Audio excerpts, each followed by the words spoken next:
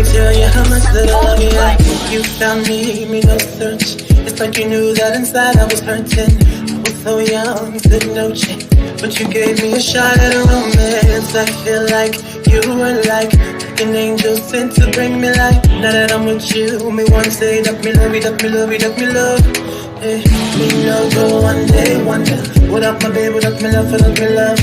And I dance and sing and I sing because you make my life complete. Oh yeah, oh yeah, I can't believe that this is for me. Oh yeah, yeah, oh yeah, I can't believe that this is for me. Oh yeah. Shut up, shut up, shut up, shut up. Oh yeah, oh yeah, oh yeah, it's for me. Shut up, shut up, shut up, shut up, shut up, shut up, shut up, shut up, shut up, shut up, shut up, shut up. Oh yeah, oh yeah, oh yeah, it's for me. I've never felt this way. So when they ask us, say, oh yeah, we're going all the way. So me, we happy, love you all the time and things. Sometimes I wonder if the thing could cut us under to get under. I know. With your love in my life control that I laid out my life this way.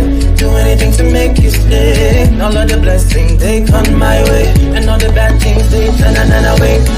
Sometimes life is such a scare. Your love gives me the strength to bear. Oh, shut up, shut up, shut up. Oh yeah, oh yeah, oh yeah. It's funny. Shut up, shut up, shut up, shut up, shut up, shut up, shut up, shut up, shut up, shut up. Oh yeah, oh yeah, oh yeah, it's for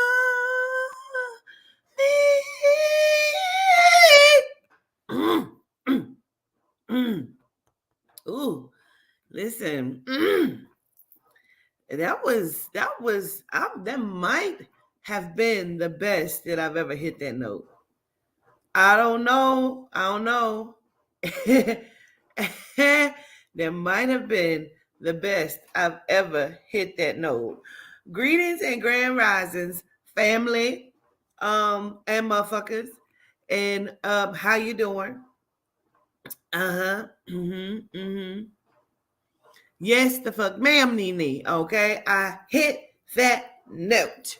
Okay, so today is probably going to be triggers for some folks, and I don't know or don't give a fuck, but just want you to know that it may be a little triggering for some. You just finished watching the stank walk, okay? Because period, okay? It may be a little triggering for some people, but that's all right, because we're going to get into it. I was triggered by some things and inspired by some things. Please forgive my printer as she is printing what we need for her to print this horizon. For those of you who know me, and you really know me, you know that I love opera.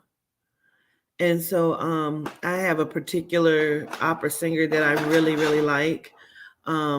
In a particular song. Greetings, Nick T, Aubrey, Sweet Jensen, Shaquila, Got It, Tap In, Shay, the Scorpio, Chantel, Gemini. Greetings, everyone. Everyone's. Nicole Woods, Ayana Jones. So, hey, Malika Music. Hey, girl. Memory, Peacefully Humble. Greetings, everyone's. Lori, Michelle, Erica Kane. Let's see, Siobhan Smith, Magina, Pia Parker, Sage 11, 111, Monet, Chanel, Tawana, Mr. Tawana. Greetings, hey, Sheetable, Unapologetically. Greetings, everyone. Gratitude for showing up. And Miss Stacy Armstrong. Listen, while I make my tea and the papers finish printing out, I am going to play you one of my favorite opera singers. We're going to raise the frequency a little different today. Yes, we're going to raise the frequency just a little differently today. Okay, Aubrey Marie. Her name is Kathleen Battle. Kathleen Battle Rossini. And this is Una Voce Poca Fa. I love this song. I try to sing it even though I cannot sing opera, but I love it. I grew up on opera.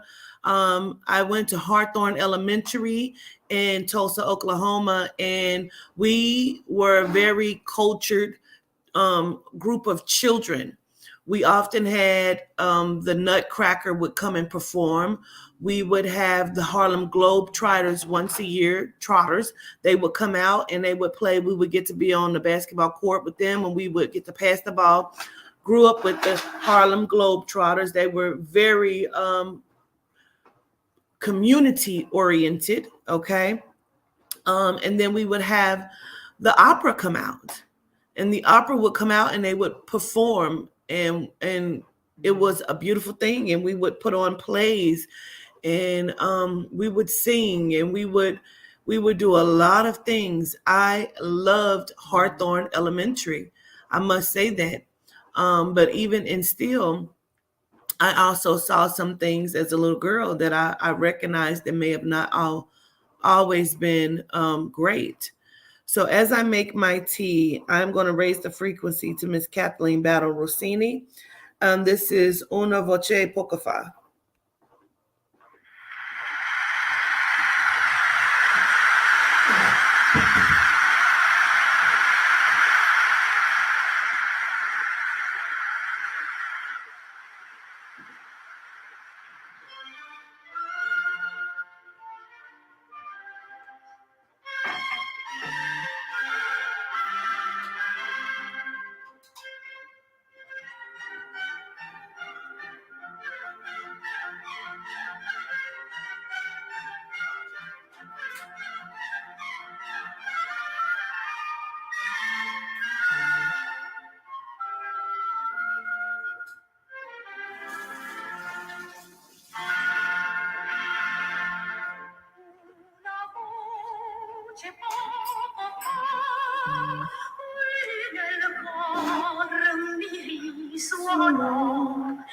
Il mio cor ferito e già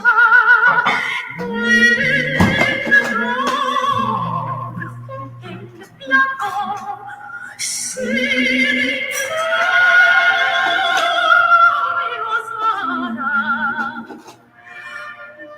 giurai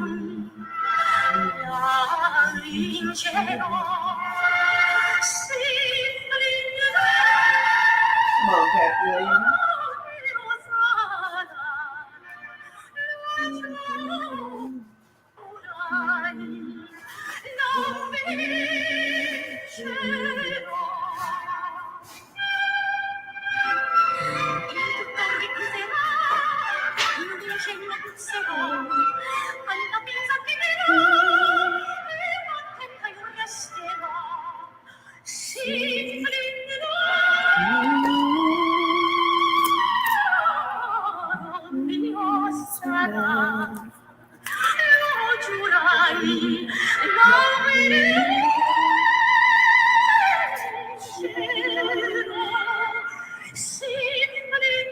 Come on, Malika. Come on, Malika.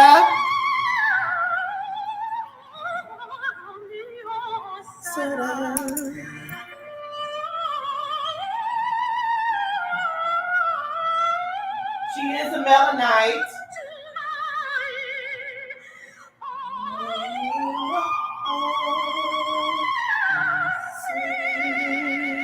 Kathleen is a beautiful melanite.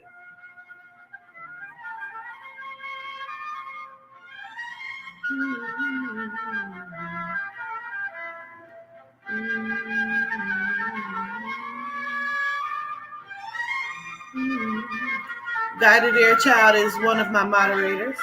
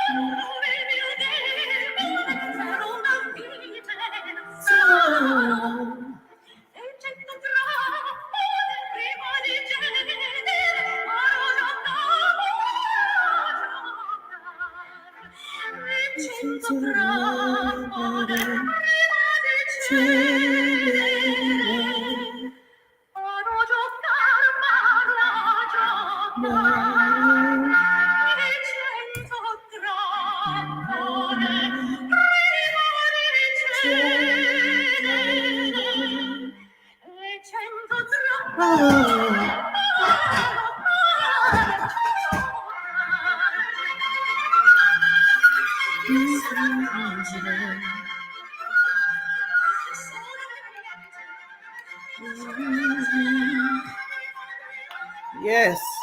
Yes, Kathleen.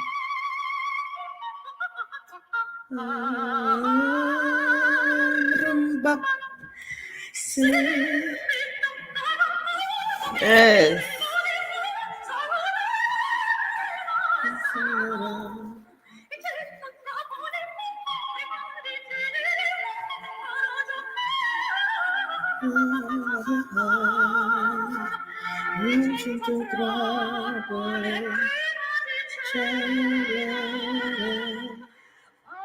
Come on, Malika. Come on, Malika.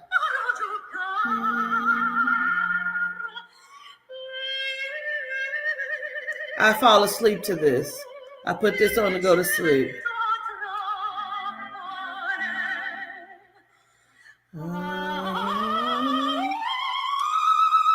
Come on, Kathleen.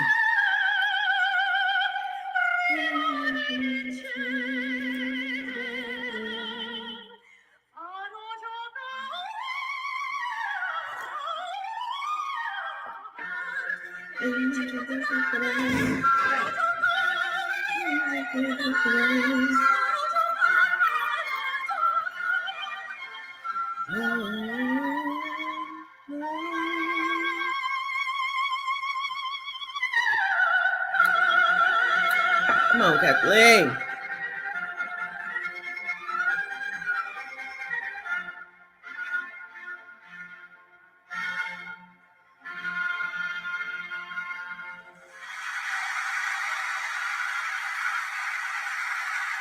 Woo! Kathleen will put it in your soul. I absolutely love Kathleen Battle Rossini. That range, I'm telling you the truth. I grew up on opera. I absolutely love it.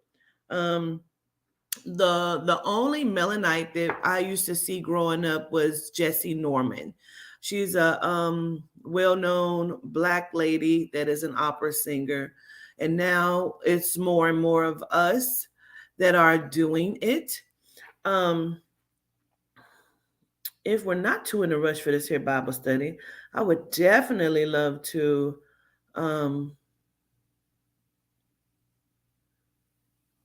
give you another one of my favorites that Kathleen does.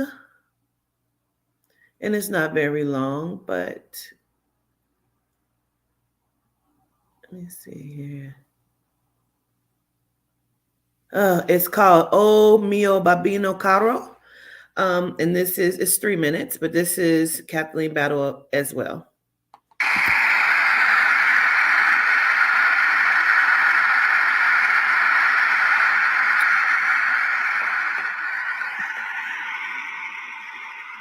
You've probably heard this one before.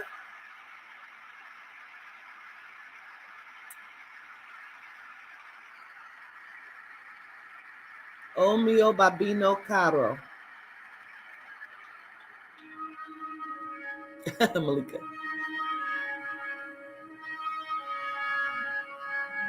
It's one of my favorites.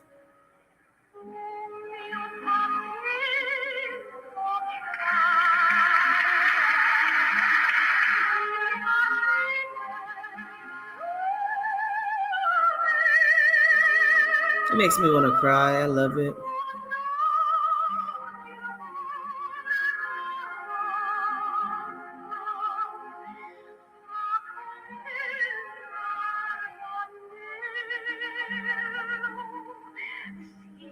Yes,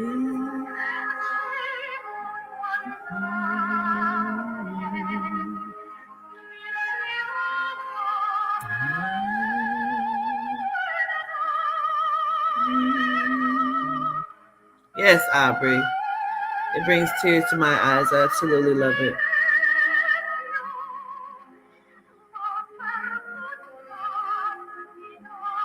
This is O Mio Babino Caro.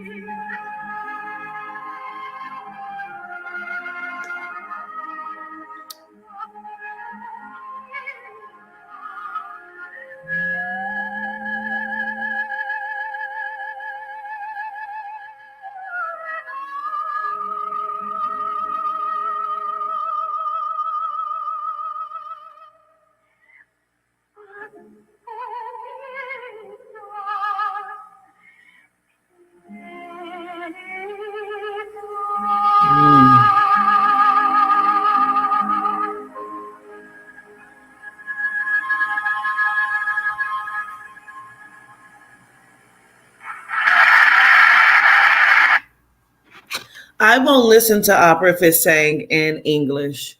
I only love it if it's in a different language. Um, that way I don't know what's being said. I can just tune into the frequency and I love it. I love the range. I just absolutely love it. Reason why I mean her range. I mean Shay. Reason why I wanted to start with this rising is because it is always, said that we're not cultured. We're not a cultured people. And I know that is a lie. Yesterday, I was so in my feelings and I said, I almost hate us. You know what I mean? And I said, it's not self-hate. It's hate of the situation. It's hate of how we're allowing things to go, and you cried. I know. I love it. And I want us to always be inspired to be our best selves because we are always demoralized and taken for granted as we take ourselves for granted. I'm going to play a small clip that was sent to me. The whole video was sent to me yesterday, but this small clip stood out to me so that I sent it over to my friend Malika. And I says, check out what Mike Tyson says. You gonna be my you gonna be my helper with that. No, because I see you're worthy of that. You have to believe that you're worthy of that. Yeah. I got feelings, I got. He's speaking to Little Boosie. I got no motherfucking feelings for nobody, like especially for the gay community. My tour manager gay. I got cousins who gay. No. Listen, you love everybody. Yeah. You just don't love yourself. Sometimes you're a good man. No, I know you're a good man. You're like me. I'm a good man. You're a good man.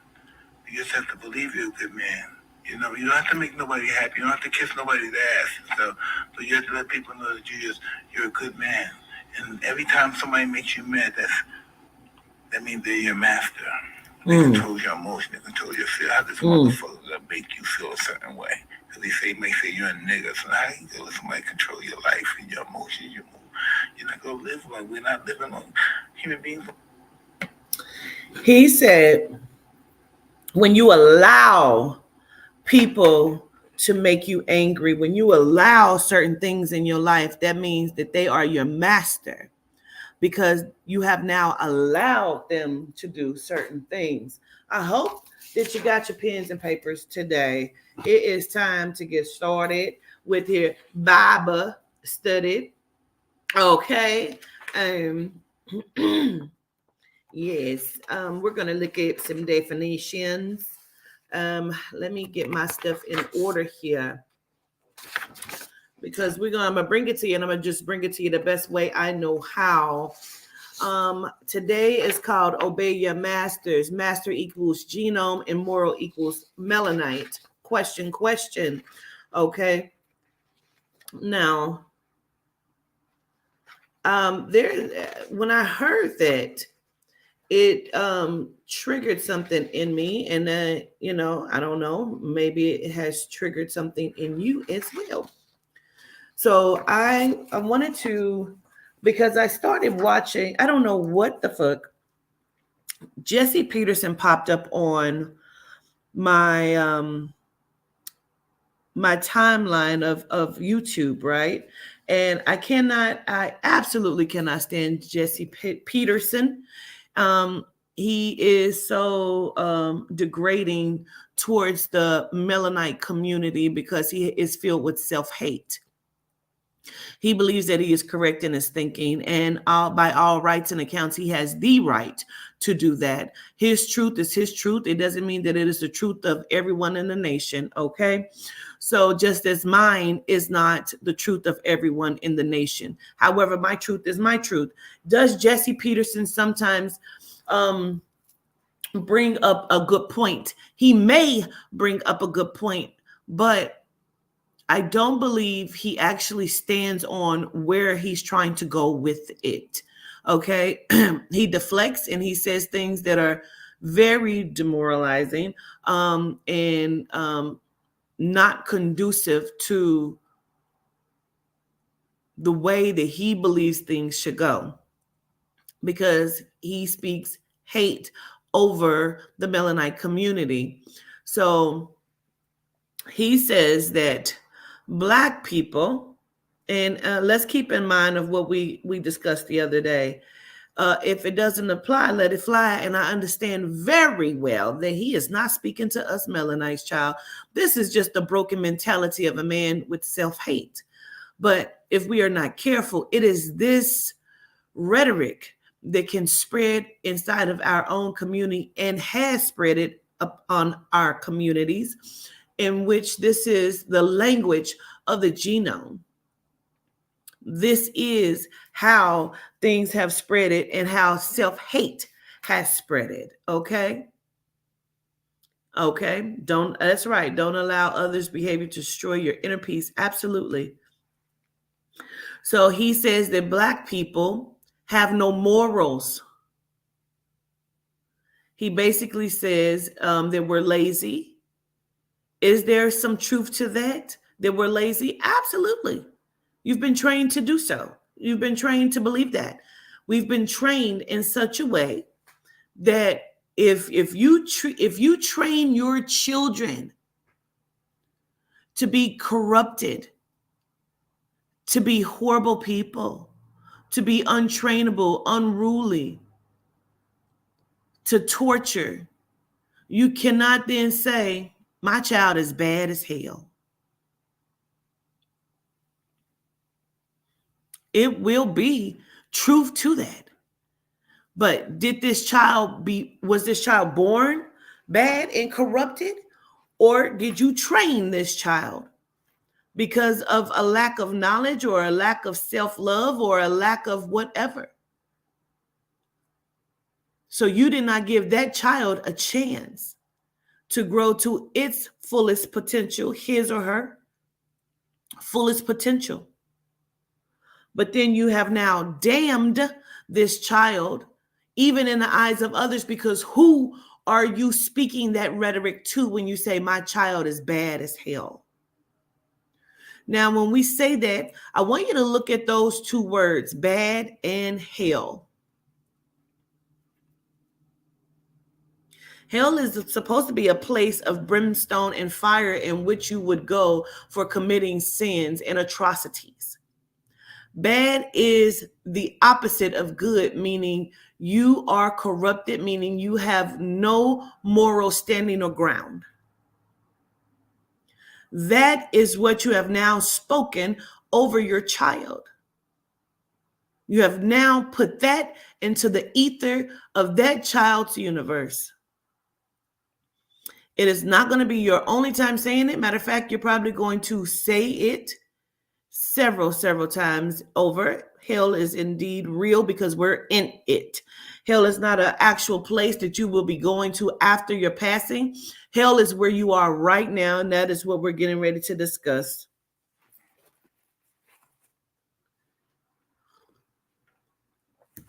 This is not a debate. This is Bible study. I've done a live called We're in Hell, and that is where we are. That may not be your truth, but that is my truth, and that is the truth in which I understand it. You know what I'm saying? Absolutely.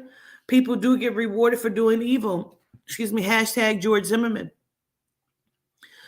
So I want you to look at it because Mike Tyson said that when you give people authority over how you respond, how you react, how you show up, they become your master. Let's look at the term master by etymology, please. Master, a man. Let's stop. A man. Now, this is by etymology. Now, I'm going to stop for a second because now I'm going to go to the definition. Master, a man. Now, there's other words that follow that, but I want you to hear that from etymology as well as definition. Let's go back now. Okay, so by definition, master, a man who has people working for him, especially servants or slaves. Please hear that. A man who has people working for him, especially servants and slaves. A man in charge of an organization or group. Okay. Verb, acquire complete knowledge or skill in, accomplish technique, meaning you are very, very, very focused on something and you have now mastered it. Okay. Okay. This is not a debate. This is Bible study. Okay. Please do not teach in my chat. Okay. Gratitude. 2, to gain control of, overcome. And you can say that in a sense of I've mastered my fears and I have mastered you. I have now gained control of, I have now overcome. Okay. So now going back to the etymology of the word master, a man having control or authority over a place, a teacher or tutor of children, chief, head, director, teacher. It's French, Spanish, Italian, Portuguese, Dutch, German. He who is greater. Root, mig, great, from the influence in the Middle English by the Old French. Okay.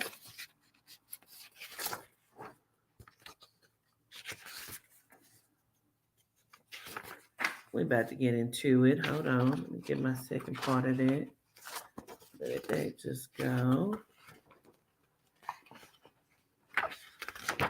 Hold on now.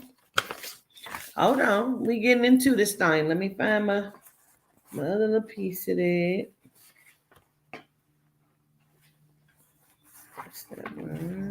Here we go. All right.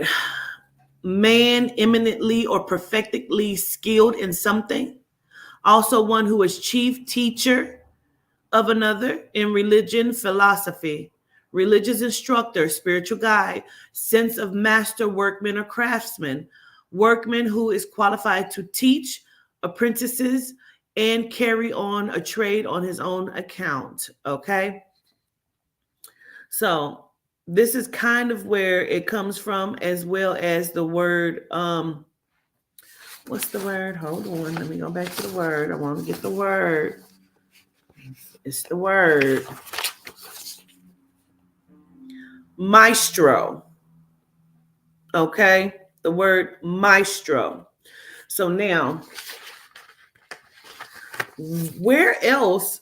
So now Mike Tyson just told you, when you give somebody control over how you think or show up. They become your master.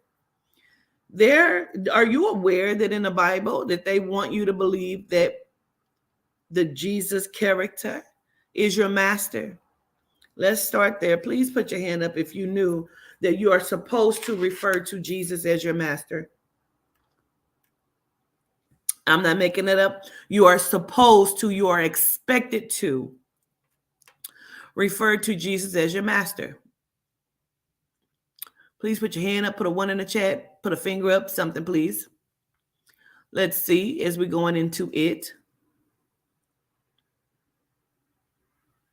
I see Jerry L says yes. Tamika Washington says yes. All right, we got some hands up. Majestic, Pia, Shandy, Unapologetically, Brandy, Tarina, Nick T, Jazzy, Yuki, Renee, Kishanda, Adia.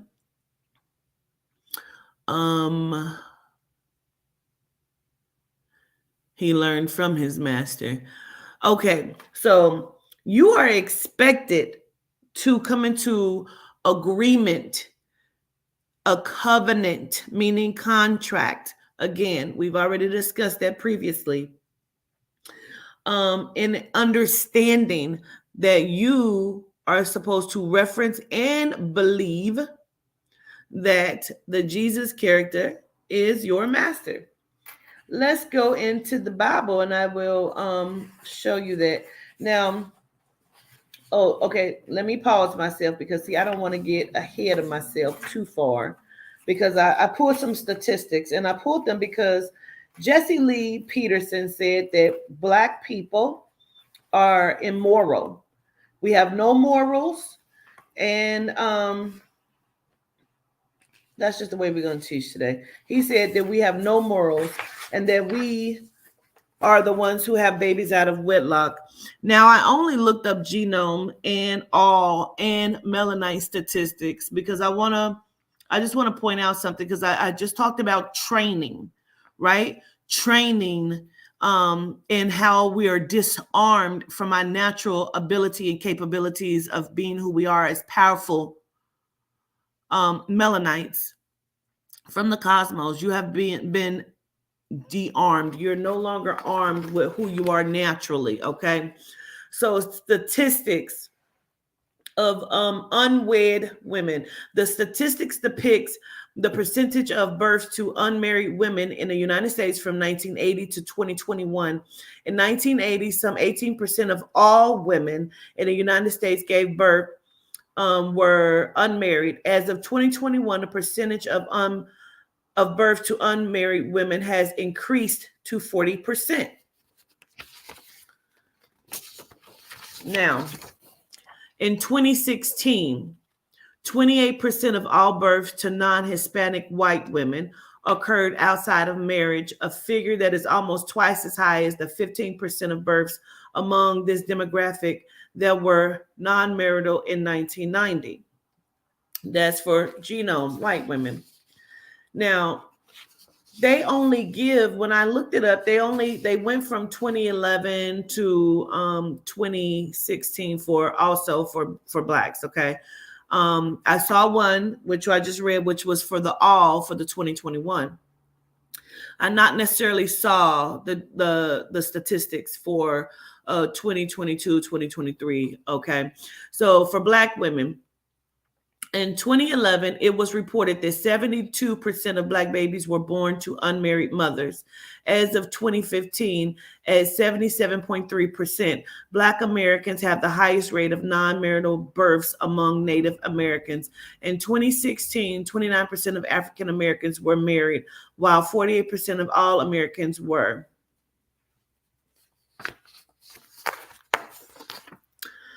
This is what I want to say, and this is the thing.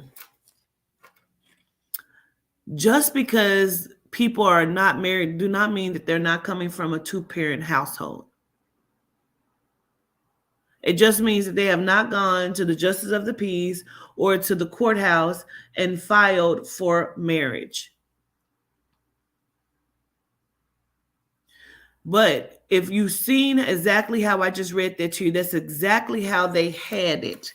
When you look up the statistics, it said in 2016, 28% of all births to non-Hispanic white women occurred outside of marriage, a figure that is almost twice as high as the 15% of births among this demographic that were non-marital in 1990.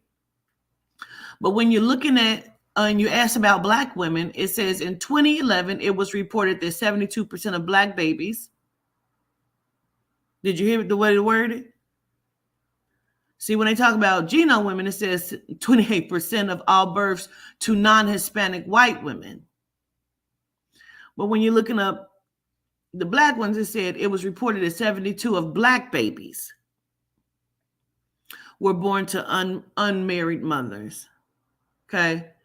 As of 2015, at 77.3%, Black Americans have the highest rate of non-marital births.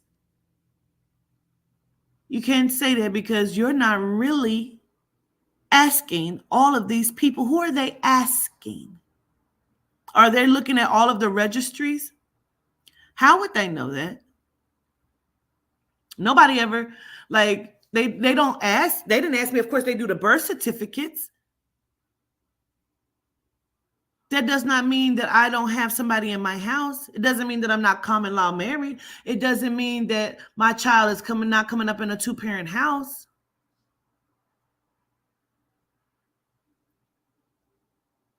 I feel like they're always painting the picture, controlling the narrative, right? Okay.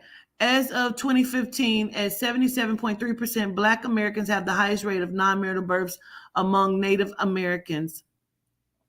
In 2016, 29% of African Americans were married, while 48% of all other Americans were.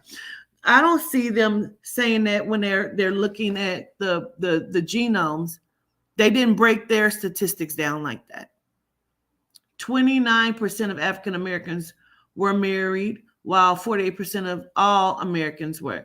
I don't think they broke down those statistics like that. They're always controlling the narrative in order to paint the picture of what? That melanites, Black people, are immoral and that they are devils and demonic and that they only promote self-hate.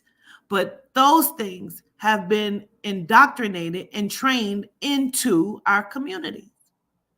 The police are not in your communities to ensure your safety. They're there to ensure that you do the fucked up shit you're supposed to do.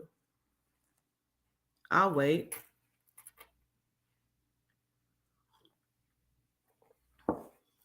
You said, why is that? Why is what? Why are there no men in here? There are. There are plenty of men in here. JJ97, aren't you a man? Guided Air Child is a man.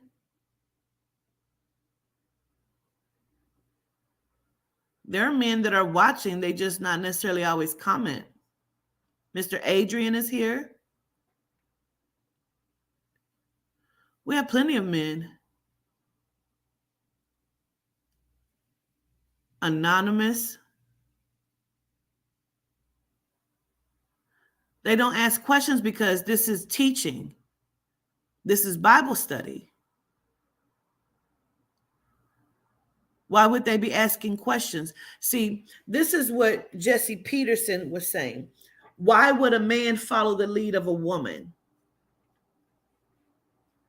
Why wouldn't they? Why would they question what I'm saying and not be listening? Like, they have the right to question, but they could take their questions down.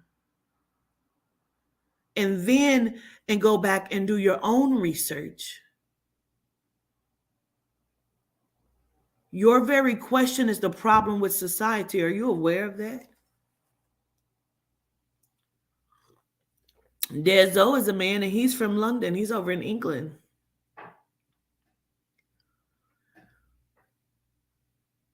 See, that is the controlled thinking and indoctrination of the word master.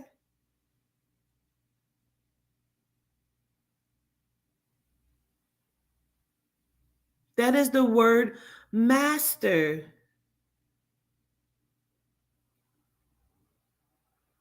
You see? You see?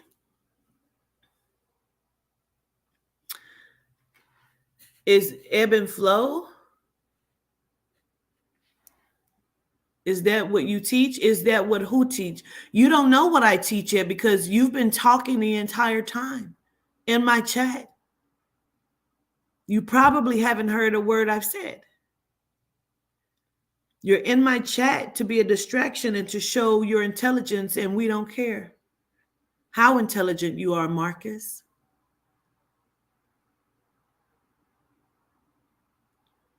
I didn't say that. You didn't hear me say if I have everybody believing. I never said that. What was my words, Marcus? You said, why are they not asking questions? I said, because we're here for Bible study. I'm in the midst of teaching. They have the right to have questions. No one's attacking you. You feel attacked? Why would you feel attacked? You're attacking me. You're asking the men in the chat, why are there no men? I told you there were men. You said, why are they not questioning me? Why would they question me?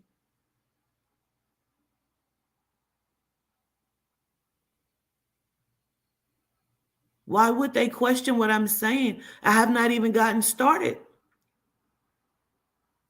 They may not be questioning me because they understand what I'm saying.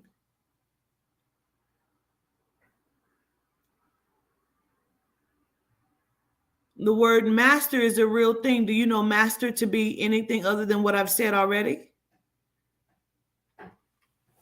No need to apologize. You want dialogue, and I'm going to give it to you as we continue on. Do you know the word master, Marcus, to mean anything other than what I've said? Yes, you do? Really? Because I've just read it to you straight from Webster's dictionary as well as from etymology. So what do you know master to mean? I didn't ask you what you know. I asked you, what do you know master to mean? You said, yes, you know it to mean something different.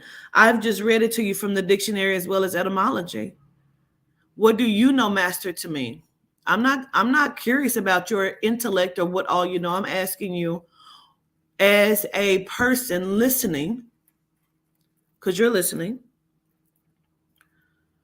What does master mean? Because I've just read it to you. If you know it to mean something other and you say, yes, you do. So I'm just interested in what you know it to be. That's all.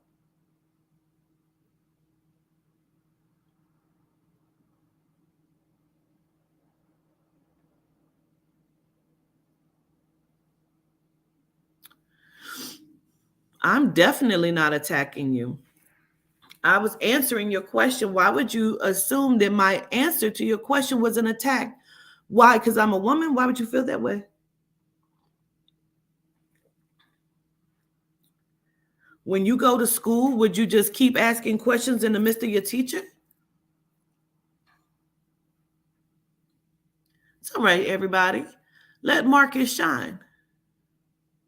Just like he asked who was guided air child. Why would that be a question to you?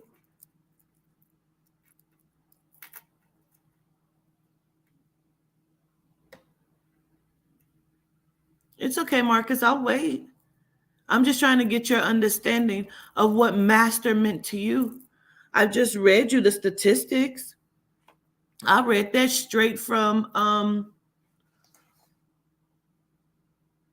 the Wikipedia of statistics. It's not something that I've made up. What would the questions need to be?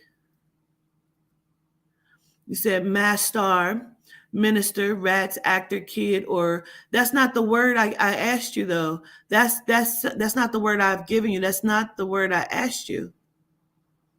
That's MA, mass star. That's not what I asked you. You want us to see your intellect, then answer the question in which has been provided to you. Master. What else would you know it to mean? Oh, that's what it means to you, though. Okay. Well, when you get back over to Marcus's platform, I will join you over there and listen as you teach that. But for what we're talking about, I was giving you a definition of master by etymology and by definition only. I understand that's what it means to you, though. And I'm not negating that fact. So there's no argument here.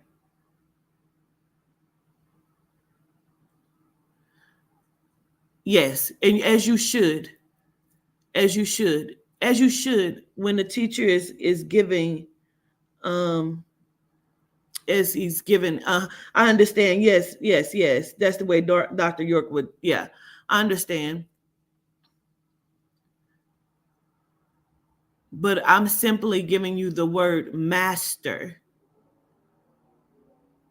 That's what I'm giving you. I'm giving it to you as they give it to you in the Bible, as well as in etymology, as well as in the Webster's Dictionary. I have not gone any deeper than that. May I proceed, Marcus?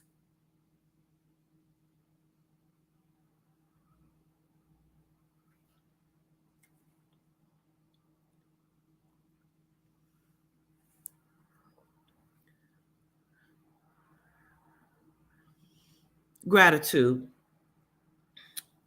So now, as we proceed, there's a few things that I want us to look at. So they want us to believe that we are not moral beings, that we are gratitude for your permission to proceed on my platform. Gratitude. They want you to believe and paint a narrative that as Melanites, we are not moral beings, and we have been demoralized by the sight of others in their opinions of us. However, we're always seen as lowest on the totem pole. Not true, not according to our standards of who we are and where we come from and what we know ourselves to be. However, that is what is painted. That is the narrative that is controlled, right? Now, the word master, and that's why I started this, the way I did. Because if you understand MASTER, master, you'll understand in which the dialogue and the dialect and the controlling of the narrative, where it comes from, and why our people keep showing up the way that they are showing up. Why our people are being controlled the way they are being controlled. And why our people are not seeing themselves as the beings of higher power that they are. There is a statement on the screen that says, obey your masters. That's not just something I'm saying. That is something that they have taught. It is also scripture inside of your Bible. I'm going to read through a few scriptures. If you have your Bible, no need to turn to it, because I'm just going to give it to you, and then you can take note of it. And if you want to go back and look at what they are, you can reference. Not a problem for me. Okay. So I was looking at a few things, and again, it is reference. Yea, call me master and Lord, and yea, say, well, for so I am. That is one of the scriptures in the Bible. There is this one here that I'm going to give to you. It's 1 Corinthians 12:3. Wherefore I give you to understand that no man speaking by the Spirit of God calleth Jesus accursed, and that no man can say that Jesus is the Lord, but by the Holy Ghost. Now, let me get my Bible so I can give it to you in a different way, what it says in a different, the other Bible scripture. Same scripture, just in different wordings. That's all. Hold on, let me get to it.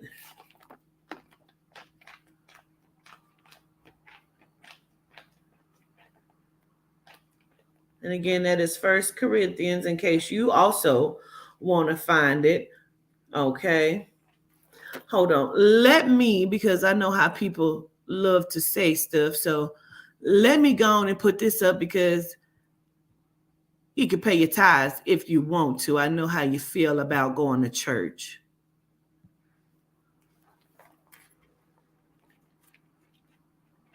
Don't want you to feel like I'm taking nothing from you.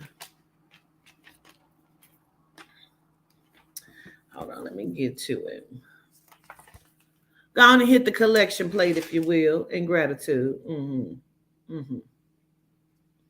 Let's see. There you go.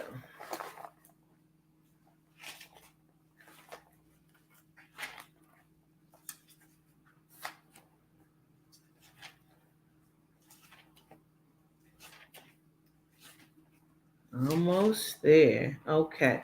1 Corinthians 12:3. Let's see here. 12:3. So now it says concerning spiritual gifts, right? So I'm just going to read it from 12 on down, okay? 12-4. That's where I'm going to read it to. 12:1. Now, about the gifts of the Spirit, brothers and sisters, I do not want you to be uninformed. You know that when you were pagans, who was they? Who was pagans? But let's go. Somehow or other, you were influenced and led astray to mute idols. Therefore, I want you to know that no one who is speaking by the Spirit of God says, Jesus be cursed. And no one can say Jesus is Lord except by the Holy Spirit. 4, there are different kinds of gifts, but the same Spirit distributes them. There are different kinds of service, but the same Lord. There are different kinds of working, but all in them and in everyone, it is the same God at work. Now, let's pause. They have now told you that there is the same Spirit, there is the same God, there is the same work. Why would they want you to believe that? Why would they want you to believe that? They want you to believe that so you will fall in line with the narrative in which they're getting ready to paint for you. They said no one can call this Jesus accursed. Let's look at what that word means.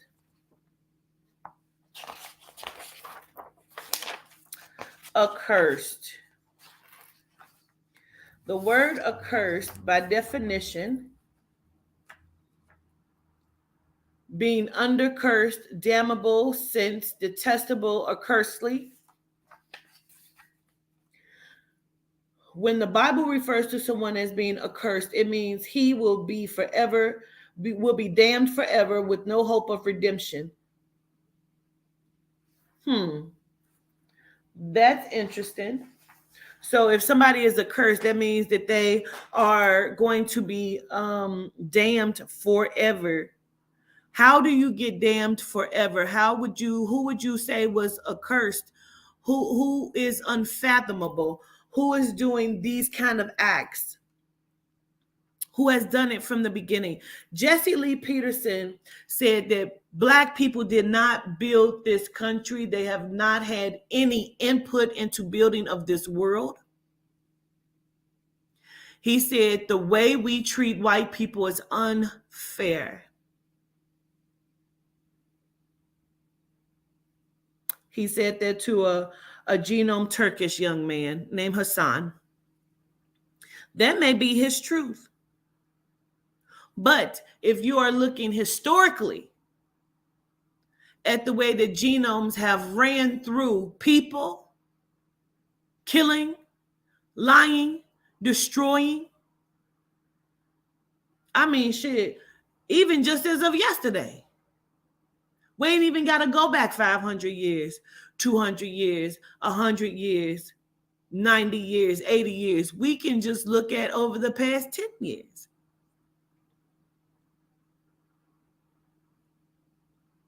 See, that's the thing. We ain't even got to argue that point that we built everything, because we know we built everything. See, in the court of law, the burden of proof lies on what? It lies on who? See, the defendant can just say, I didn't do that. The burden of proof lies on the prosecution. So we already know that we built this motherfucker. We ain't got to prove that. See, the burden of proof falls upon the genome and the genite and whatever other ethnicity believes that we had no hand in the building of this land. They cannot do that, because to tell the truth and stand and say that and then go historically and look at it, what they say, tell the truth, you shame the devil. I'm just saying.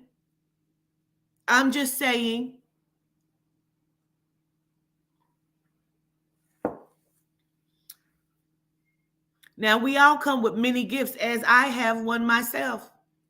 I have many gifts. My gifts were never given to me by the Jesus character. But they want you to believe that, because if you believe that, that means you are now under their control. That means that you are being mastered by an entity outside of yourself. And if you're being mastered by an entity outside of yourself, that means you must fall in line with the narrative that that entity has now painted. Now, when we're speaking of the word entity, we are not just talking about the Jesus character being an entity or that oppression that that energy carries. We're talking about the entity of the elite, the government, all of it. They're an entity. And they're the controlling fascists of this planet. And they are mastering and puppeteering. So when Mike Tyson says, when you give someone control over yourself, they have now become your master. Why would they want you to believe? Because again, I started this by saying to you, who knows, just a moment, who knows if that you were supposed to refer to the Jesus character as your master? I just read to you what the definition of master is.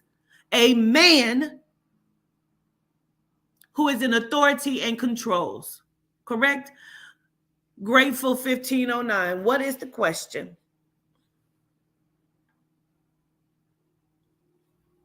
And welcome and greetings.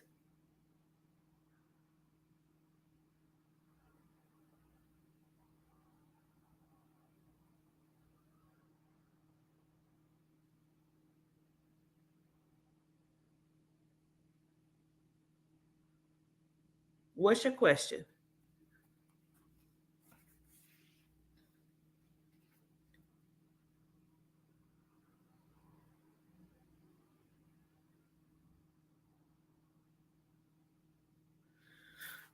Well, as she types her question, it may be a long question. She may have to type it out. I'm going to read you Philippians 2:11, and that every tongue should confess that Jesus Christ is Lord, to the glory of the Father. So now, how is he the master when he has a master, doesn't he? See, there was something else I found, because they keep saying, because we talked about mothers and fathers, and let me get to it.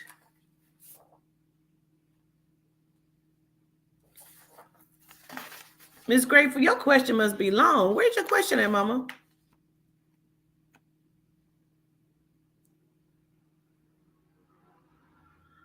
Hold on. Okay, here it is. Matthew 23, 8 and 10. But be not ye called rabbi, for one is your master, even Christ.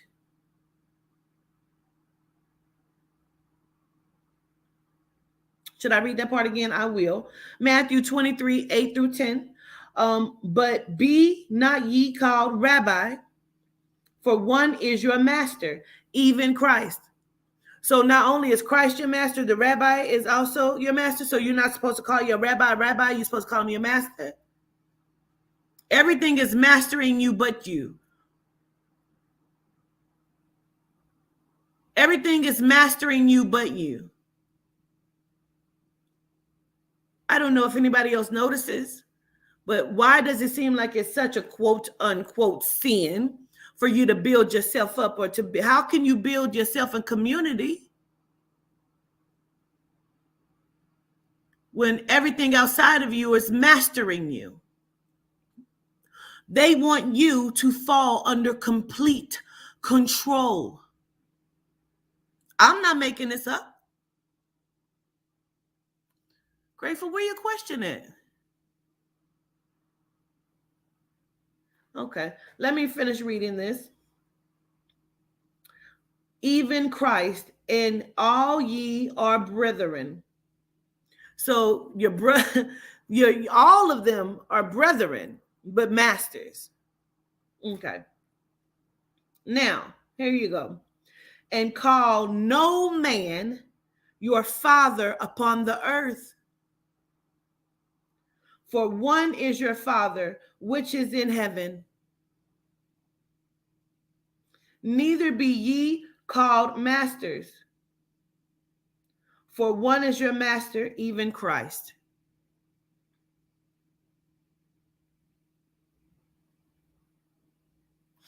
Let's go to Matthew 23 in this Bible. Let's read it in a different way, shall we? Let's give it the breakdown that it deserves to make sure. Yeah, Matthew, we're gonna go on back to Matthew, and I'm gonna read it to you from the new version of the Bible.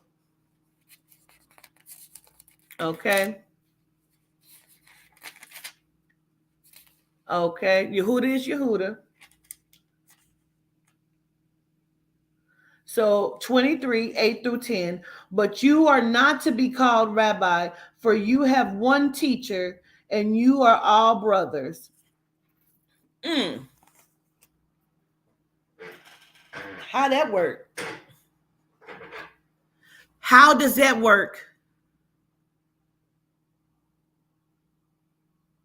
So you have one teacher, and everybody else is your brother. So you ain't got no sisters. But you are not to be called rabbi, for you have one teacher, and you are all brothers. And do not call anyone on earth father, for you have one Father, and he is in heaven. Nor are you to be called instructors, for you have one instructor, the Messiah. Nor are you to be called instructor, for you have one instructor, the Messiah. The greatest, 11, the greatest among you will be your servant.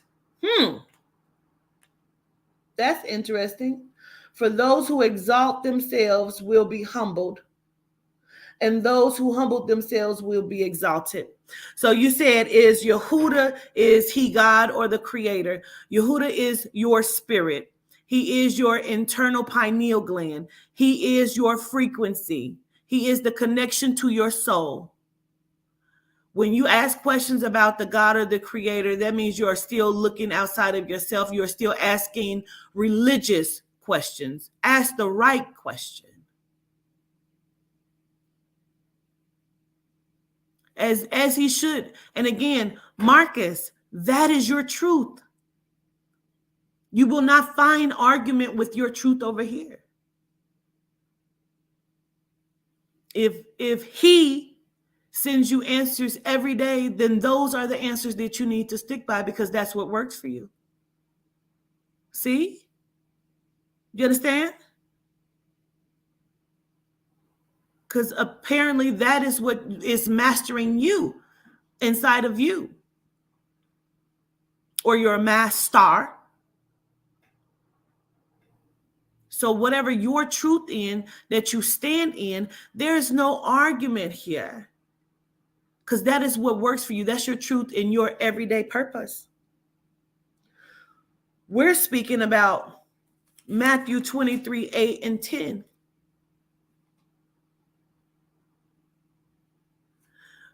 You say you don't ask questions. I don't look for arguments. I don't argue with people that against my morals. We don't know what your morals are because it's not our business. That's why your words should be true to you. That's why you should not argue. If people are asking you what your morals are, that means they're looking for argument. That's not their business.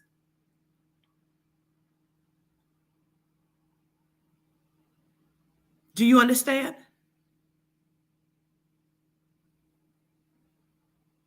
Whatever your morals are is not our business over here. We don't care what your morals are. That's what we're talking about. You should be mastering yourself. Are you not the master of yourself or the master? I didn't assume anything. I'm speaking. What's wrong with you in assumptions and projections, sir? I didn't assume anything. I'm speaking as you're speaking, correct? Correct, sir?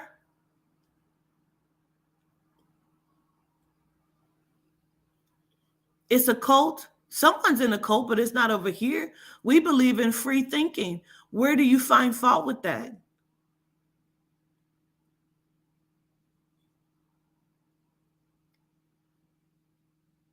Everybody, why can't everybody speak? You're speaking. You asked in the beginning, why is nobody asking questions? Now you have a problem that they are free speaking? Oh, you want to master over here. You can't master over here. We don't have masters over here. We're free speaking agents over here. It's a cult. By what definition? Let's look up the word cult, shall we? Don't go anywhere, Marcus. You made a point. Let's see. We'll look at it for you. No problem. The word cult, by definition, a system of religious veneration and devotion directed toward a particular figure or object. Who said that over here? We're speaking about freedom of the mind, freedom of the soul, freedom of the spirit, not being mastered. See, that's the difference. By definition, a cult is a system of religious. We're non-religious over here. We're all soulful and spiritual beings of free thinking. But see, by definition, a cult is a system of religious veneration and devotion directed toward a particular figure or object. We love all of the deities. We love all of our ancestors. We show gratitude to the soul and to the spirit, Mother Adina, which is your DNA, as well as your spirit connection. See? Whoever sent Marcus sent them to the wrong platform, but that's okay. We'll help them understand today. So now, that's okay. That's okay. Let's look at cult definition sociology. A relatively small group that excessively controls its members. Anybody here being controlled? He can't understand JJ because he doesn't know how to listen to a woman. See, that's his problem. That's why he asked, why are no men questioning here? He could not hear the message or information.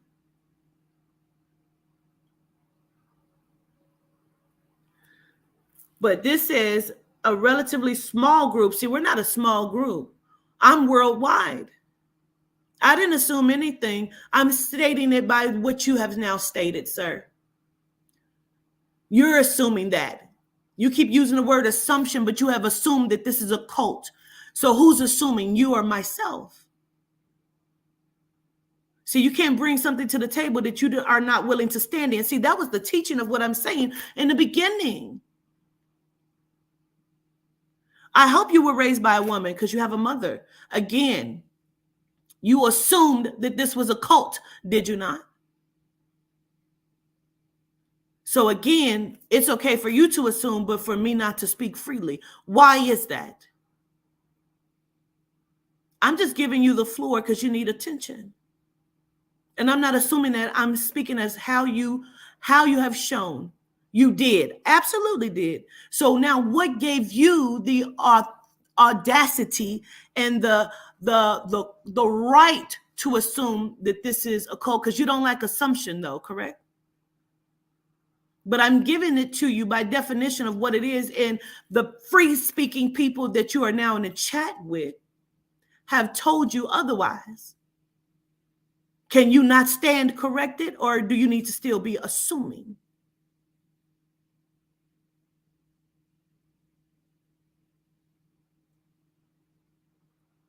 You're still not going to deflect on what we're doing today. This message still will be given, but let's let you have the attention that you need.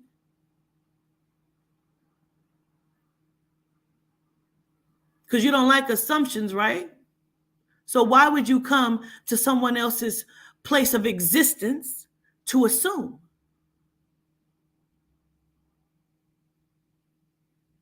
You've assumed a whole bunch of things from the beginning. You said there's no men in here. That was an assumption. You never said when the men stepped forward, you never said that you stood corrected. But you have not stood corrected. You have not said you've been corrected, sir. You just keep trying to find fault here. This is not the place for you then. It was not a question. It was an assumption. You said this is a cult. Did you not?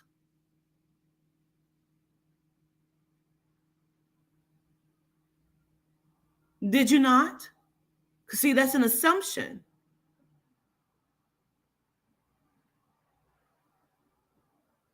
You said, why is no one asking questions? When people chimed in to tell you why they were not asking questions, you then accused them of all being in a cult. But you didn't come in here with loving energy, did you? See, people cannot tell people, Marcus, how to react to their actions. You cannot come here and master. You're assuming that they're attacking you, but you have just attacked them. You said that they were in a cult. So are they not allowed to respond to your ignorance?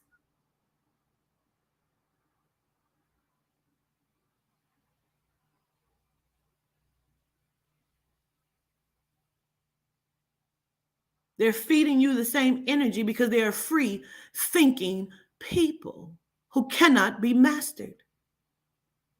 Do you understand?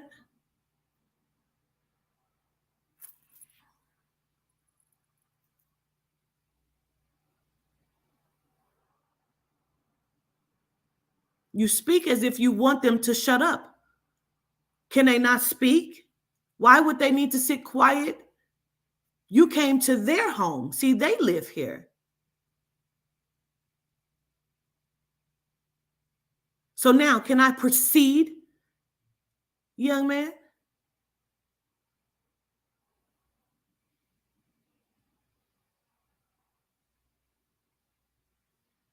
Or are you still in attack mode because you have attacked our home over here? I still have not seen an apology issued to our family over here. I don't want you to do anything. You're not even welcome here with that energy. I didn't invite you here. I didn't ask you to come here. Why would I care if you sat quietly? They are not sitting quietly. You wanted them to sit quietly. I don't even care if you're here or not. So why would I want you to sit quietly? You are of no consequence to my existence on this planet. I didn't even know you existed before you started speaking disrespectfully in my chat on my platform that you were not invited to. Do you often go to people's homes and overstep your bounds, sir?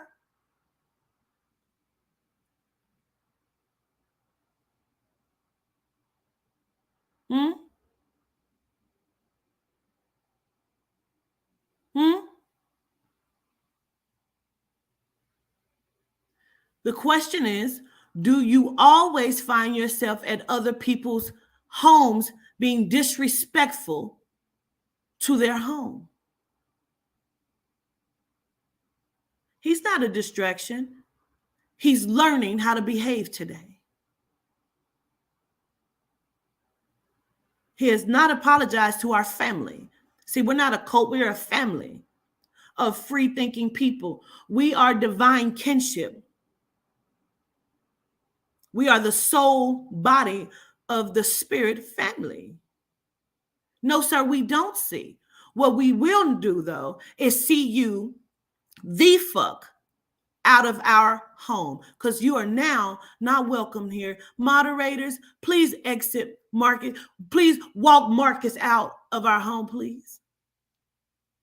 Respectfully, go enjoy your learning on a different platform, sir. You have not apologized to our family, and for that, you are no longer welcome here to learn, sir.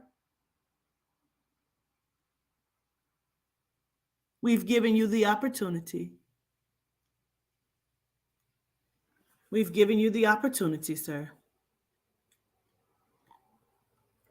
All right, family. Matthew 23, 8 through 10. I will read it one more time. But you are not to be called rabbi, for you have one teacher, and you are all brothers. And do not call anyone on earth father. Let's just stop there for just 1 second. So who would the one teacher be? How could you possibly have one teacher?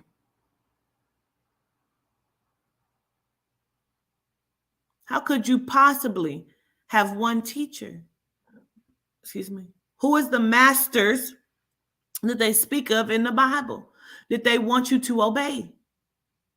Who would be teaching you? Who would be instructing you? They've told you to honor. See, this is how they double talk you. They say honor your mother and father, but then say don't call no one on earth your father, for you only have one, and that's the one in heaven. Where would that be? You only have one in heaven. You only have one teacher. You can't speak to your father because you must go through your master. Somebody make that make sense. Because see, when I needed to speak to Greg, I went to Greg. How can you go to your father, but you got to get through the master? I'm confused on it.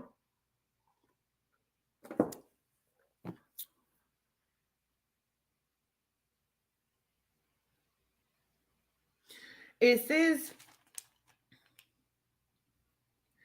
but you are not to be called rabbi, for you have one teacher, and you are all brothers. We have no sisters, apparently. You only have a father with no mother. How is that possible? Greetings and welcome. And you do not call anyone on earth father, for you have one father, and he is in heaven. So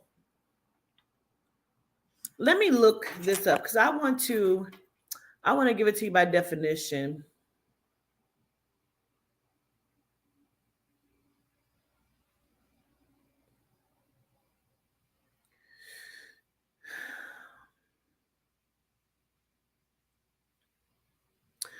The word God, by definition, and we've looked it up before. the creator and ruler of the universe and source of moral authority, the supreme being, a superhuman being or spirit worshipped as having power over nature or human fortunes, a deity. Wait, that's a whole bunch of different things together, isn't it? I still don't see Father in there nowhere. Where's the Father at in there? I don't see Father in there nowhere. Anybody see Father in there? Because I didn't see it.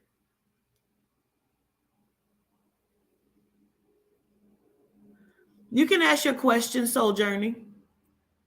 Miss Grateful didn't ask her question. You can ask your question. I was waiting for Grateful's question. You can definitely ask one. Do not think that you cannot ask questions over here on this platform, because you absolutely can. It is the manner in which you ask it and being respectful and disrespectful. You understand me? So Grateful, if you have a question, you're welcome to ask that. And so you are welcome to ask your question as well. Yes, I will read it again. God, the creator and ruler of the universe and source of all moral authority, the supreme being, a superhuman being or spirit worshipped as having power over nature or human fortunes, a deity. Just trying to understand. Don't see Father in there anywhere. You said, do I have a good etymology book? Because I haven't found one. Typically, when I'm using or looking at etymology, I will go to, let me give it to you.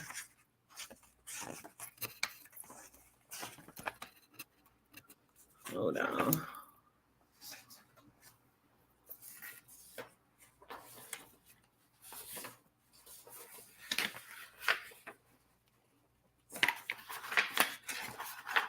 I will go to the online etymology dictionary is usually where I go to. So, okay. But I don't see the word Father in there anywhere. Okay. So now,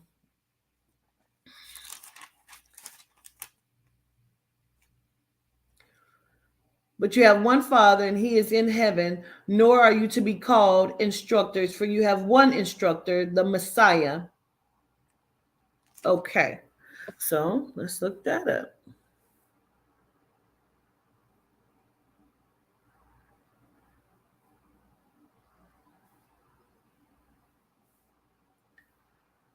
Messiah, the promised deliverer of the Jewish nation, prophesied in the Hebrew Bible, a leader or savior of a particular group or cause. That's interesting. That is interesting. So how can, that's interesting, because that's not what this just said. Nor are you to be called instructor, for you have one instructor, the Messiah. One instructor, the Messiah. Messiah, by definition, the promised deliverer of the Jewish nation, prophesied in the Hebrew Bible, a leader or savior of a particular group or cause. This really seems like it just keeps talking round and round and round in circles. But again, they have told you, so he's your master. That means he's going to teach you. You can only have one person to teach you, which is going to master you. Why would I need for only one person to be able to teach you? See, that's where Marcus went wrong. He thought that he can only learn from one source. He didn't come here to learn. He came here to teach. So when I said to him, I said in indirect fashion, do not teach in my chat. See, he was a little thrilled even then. He came in immediately asking questions. He asked who Guided Airchild was. Why would that ever be his business? Why would Guided Airchild be his business?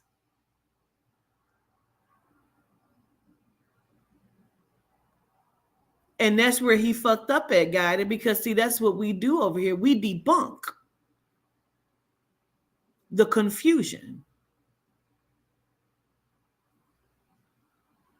If you are allowing these people to tell you you're being mastered, that you need a master, that means that you don't understand who you are. That means you don't control your own narrative.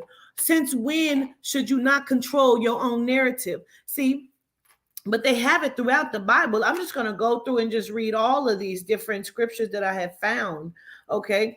When I looked up master in scripture, there were several. In Jeremiah 1:12, then he said, the Lord unto me, thou hast well seen, for I will hasten my word to perform it. These are all under master, okay? Let's see here. Let me see. Let me get you some good ones. Philippians 2:11, and that every tongue should confess that Jesus Christ is Lord to the glory of the Father. Why does every tongue need to confess that? He is the master of what? Somebody answer me this. There has been one time, usually, that you hear the word master. And when they say master, they usually use it towards the quote unquote devil, the Satan, the adversary. What is referenced when they use the word master? Master of what? They have not told you what Jesus is the master of, but they have told you what Lucifer, the Satan, quote, Beelzebub, quote, the devil is the master. What is that entity the master of? Somebody please answer me. Somebody tell me, because I know we know.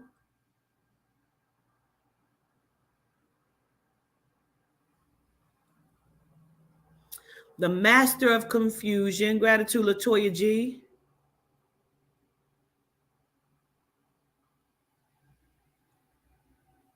Master of illusion. Perfect, Molly.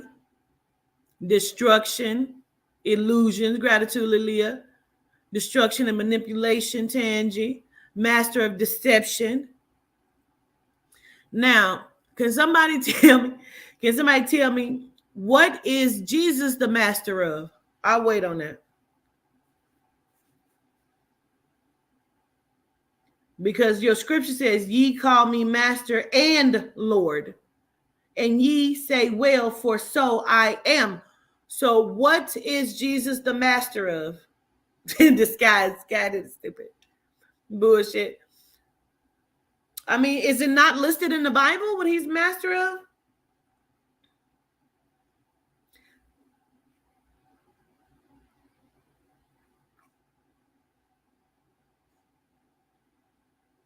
I'm just trying to understand. Let's see. Lastly, in Matthew 23:7, he was called master, which is rabbi in Hebrew. It means my teacher. Master has many names with same meaning. Okay. Jesus says in Matthew 6:24, no one can serve two masters, for either he will hate the one and love the other, or he will be devoted to one and despise the other. You cannot serve two masters. Somebody tell me why you cannot serve two masters. And then I'm going to tell you why you cannot serve two masters. Somebody please tell me in the chat why you cannot serve two masters.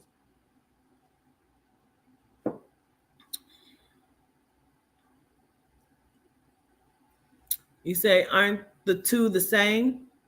And is. And is. Right, Soul Journey. You say it's a sin. But why is it a sin, Chantel? Why is it a sin to serve two masters? Still I Rise says, but I thought they said it was only one master. Slaves are devoted to one master. There you go. Because you're a sovereign being.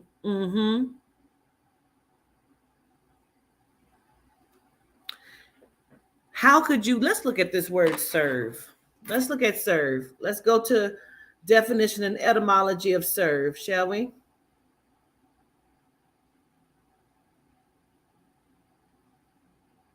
By the way, Marcus, if you're somewhere punching the air and you want to actually do a religious and biblical debate, I'm up for it, but never inside of my Bible study. Okay. So if you ever want to schedule an appointment with the governess to sit up on the governess platform,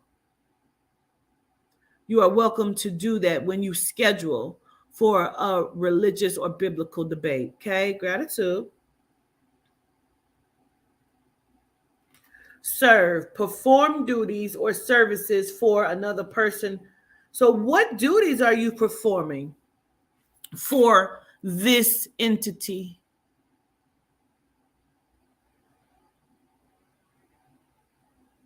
What service are you performing? Because you're supposed to serve the master. It's what it says right here. I'm not making it up. It says it.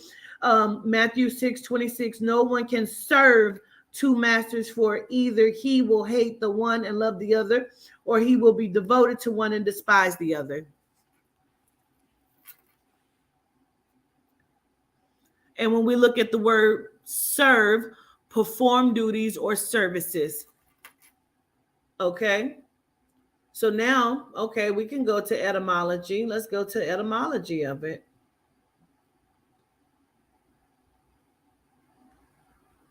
I don't mind.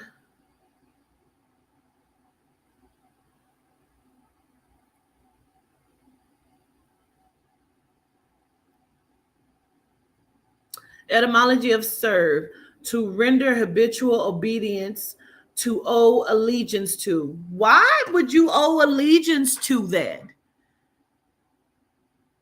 Your soul and your spirit, Mother Adina and Yehuda, does not require you to serve or to, what's the word? Render habitual obedience to.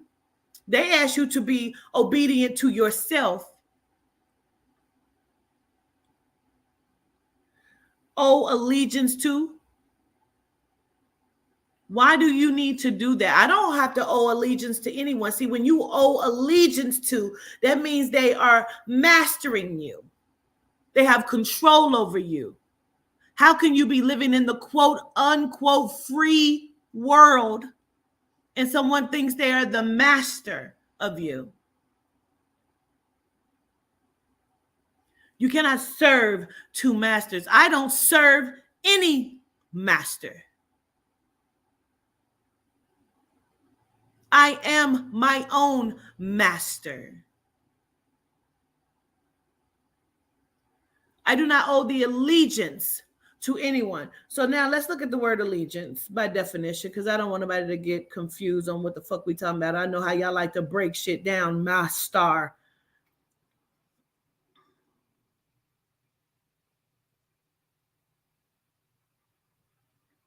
Allegiance, loyalty or commitment of a subordinate to a superior or an individual to a group or cause. Let's look up the word subordinate. Did you hear me? Did I say that right? Did you hear that?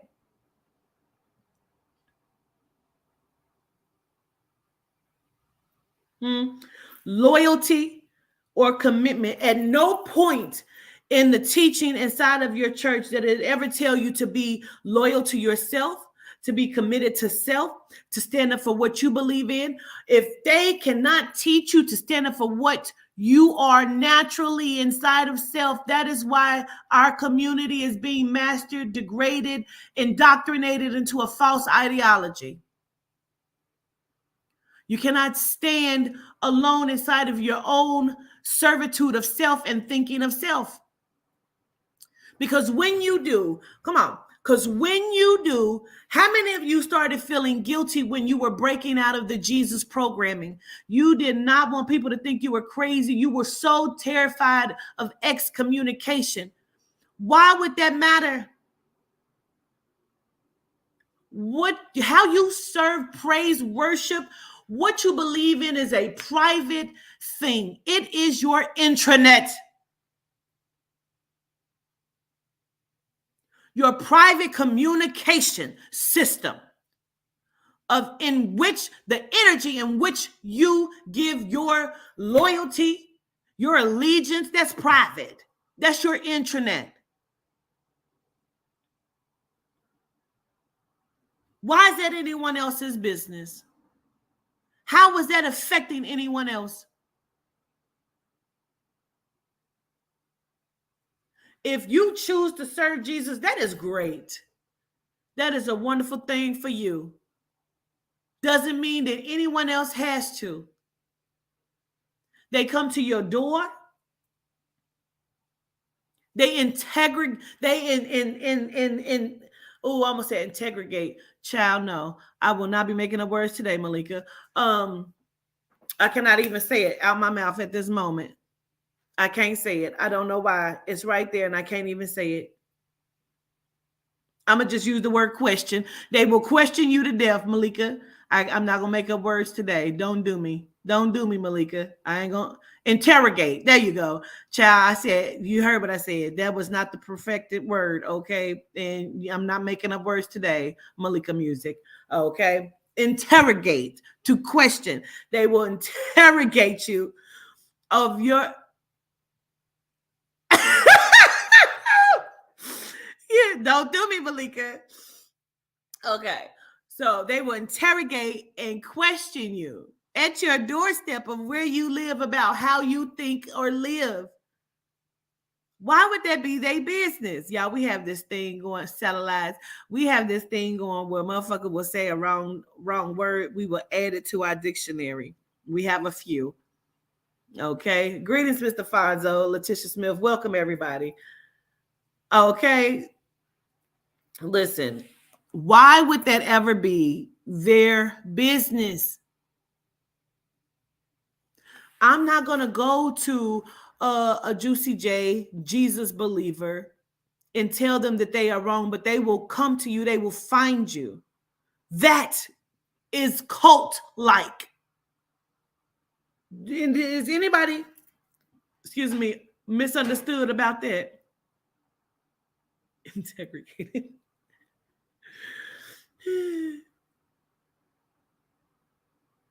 Fully integrated. Mm-hmm. That's exactly what a cult is. See, over here, we're free thinking. People get upset when they can't come over here and disrupt and push their agenda because we don't give a shit.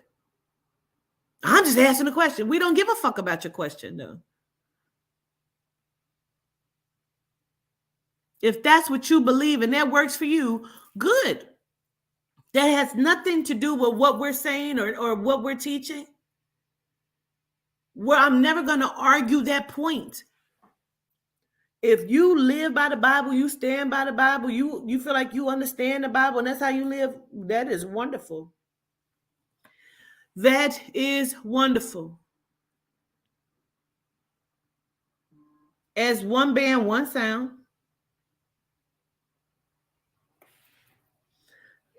We don't go from door to door. If you come here, you come here. Gratitude, Jean. Gratitude. If you come here, you come here. If you hear it, you hear it. If you don't, you don't. We're never going to push anything. We're all free thinking people. Not everyone in this chat may believe the exact same thing. You may have an understanding, and then you go and you dig deeper in whatever that understanding for you is. That is the point. You are not being mastered. I want you to break free from any master outside of yourself. Nobody has still told me what Jesus is the master of. We know he turned water into wine at some point.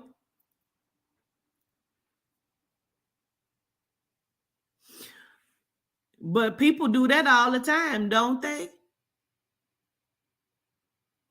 You put some fruits and let them ferment, and put some water in that, and you put some yeast and some other shit, and you got wine.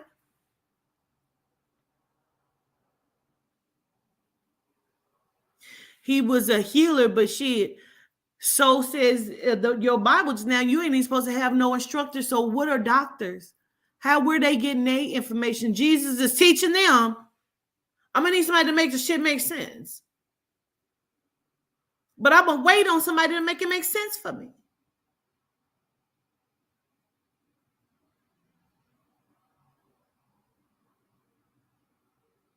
But okay, you said Jesus was a man incarnated here just like us with the higher consciousness. Well, where's his body at?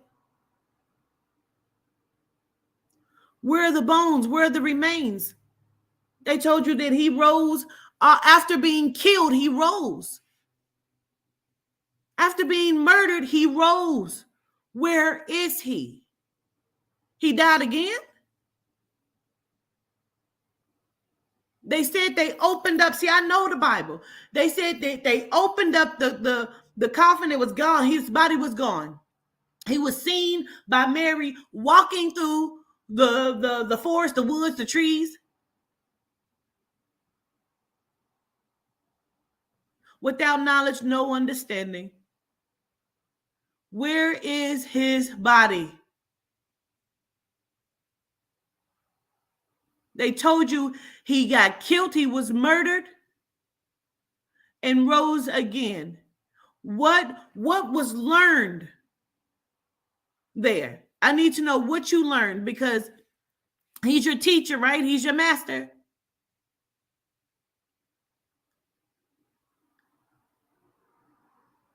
So you are in belief that Jesus actually existed.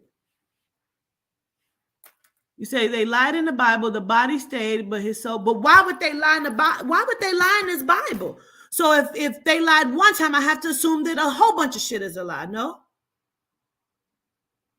Because at the back of this Bible, it says, let no man change anything inside of this book. Why would they have lied? What would have been the cause of that? Because they're still teaching, quote unquote, his teachings. So what would have been, what would have been the point of that?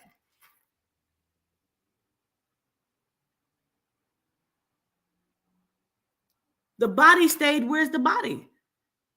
Scholars will tell you that there's no body.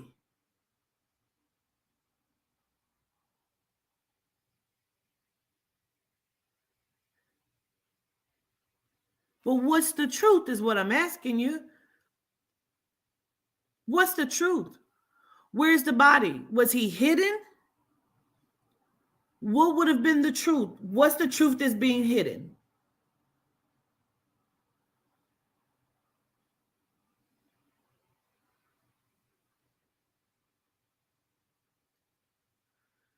I'm being so serious. What's the truth that's being hidden?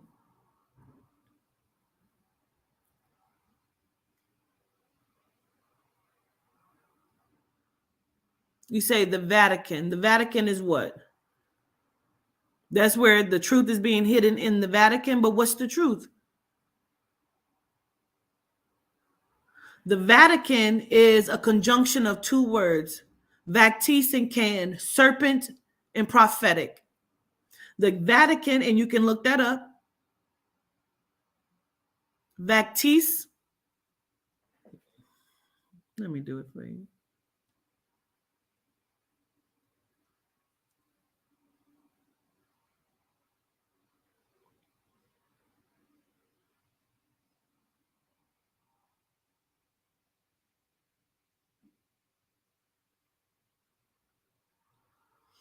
Okay. Prophetess, mouthpiece of a deity. Let's see here. From the Latin,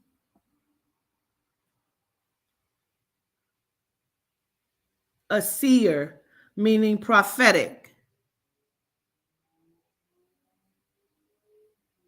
Right? Can.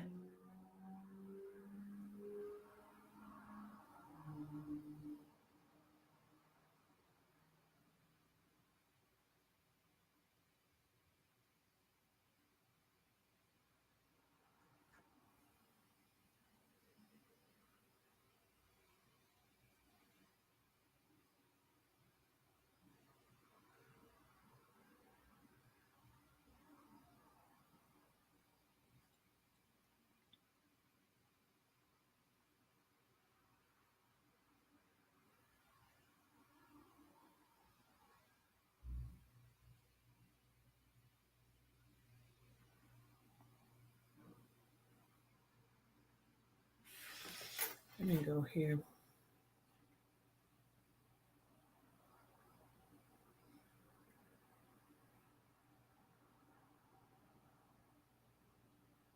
I hear you, Obatala.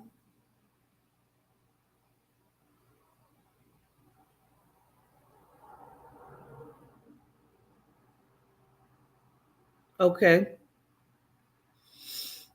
So here, right here, by definition, by etymology of Vatican, the whole word, right?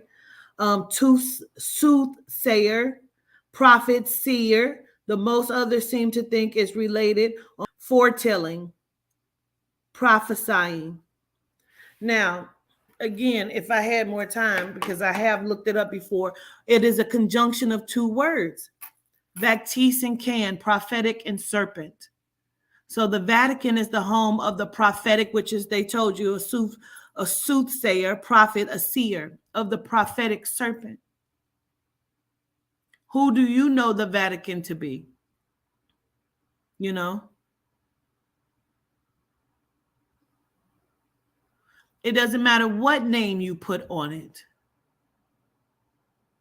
There have been many, many prophets here.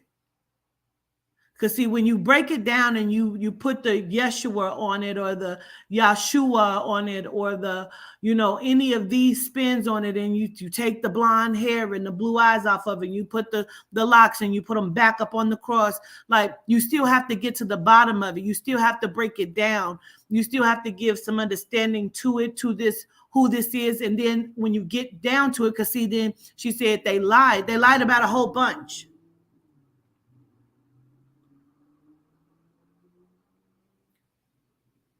Yes, and if you look at the crest on the door, Jean Marie, it is a dragon.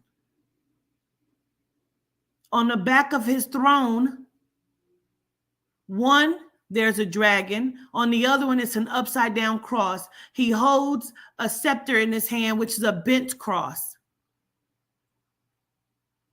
That's an occultic symbol. The ring that they kneel down to and kiss is a dragon emblem symbol. Why would that be? I know what I'm talking about. I've done research on it many, many times over.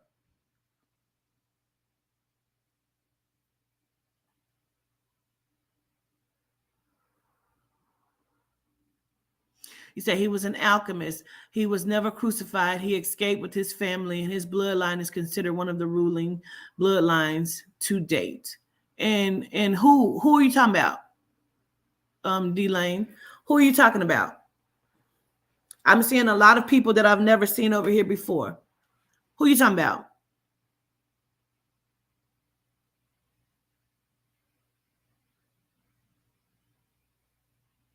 Because see, we're all alchemists, all of us, and that's what I'm trying to get you to understand. And where does the power of alchemy come from? See, to speak on one thing, you have to speak on a whole bunch of things. We're all alchemists, are we not?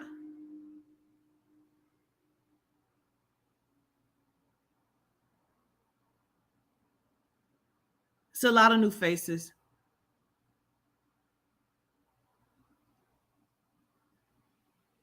Where does alchemy come from? Where do you get the power of alchemy?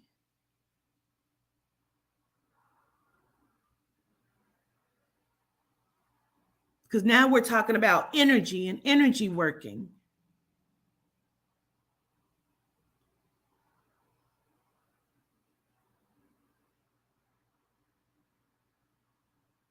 They speak upon this entity as if it is has superpower, superhuman. But see, when we look at the words in which we are using, it'll change the way that things are being said. The source, in the source, but in this Bible, it says the source is, and you only have one, and it says it's your Father. That's what the Bible say. Now, I don't go by the Bible, but I'm just asking, what do you believe that it is? There's no right nor wrong answers over here. I'm just Now we're having Bible study because now we're having conversation.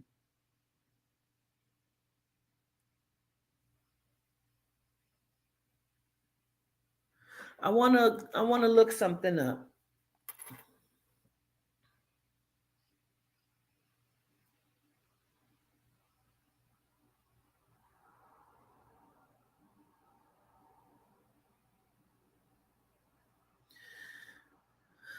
So alchemy by etymology. Medieval chemistry, the supposed science of transmutation of base metals into silver or gold.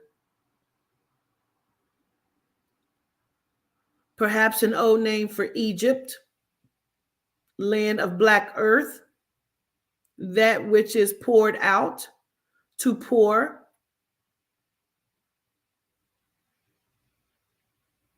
The word seems to have elements of both origins.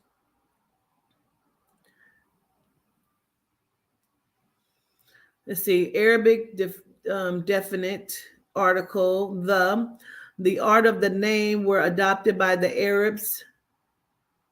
Alchemy was the chemistry of the Middle Ages and early modern times, involving both occult and natural philosophy and practical chemistry. And alchemy was left with the sense of pursuit of the transmutation of baser metals into gold. What it sounds like to me is they are limiting what you understand it to be, because they cannot tell you that it is magic. They can't say that it's magic because they told you that magic doesn't exist. But if they can tell you the transmutation, they keep using the word chemistry. They can't say magic to you.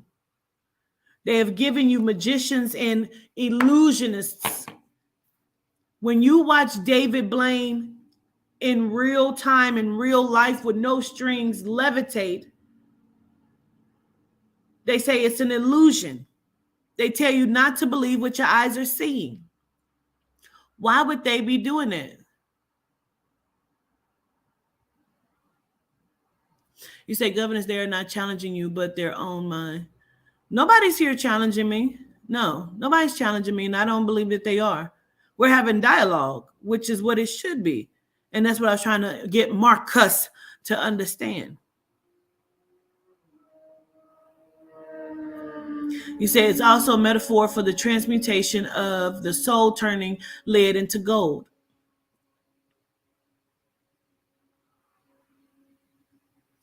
Yes, magic is the real name, is the real one. Magic is the trick of illusion. But they want you to believe that it's one and the same thing. How can you watch this man levitate? How can you watch him turn a dollar bill into $100 bill?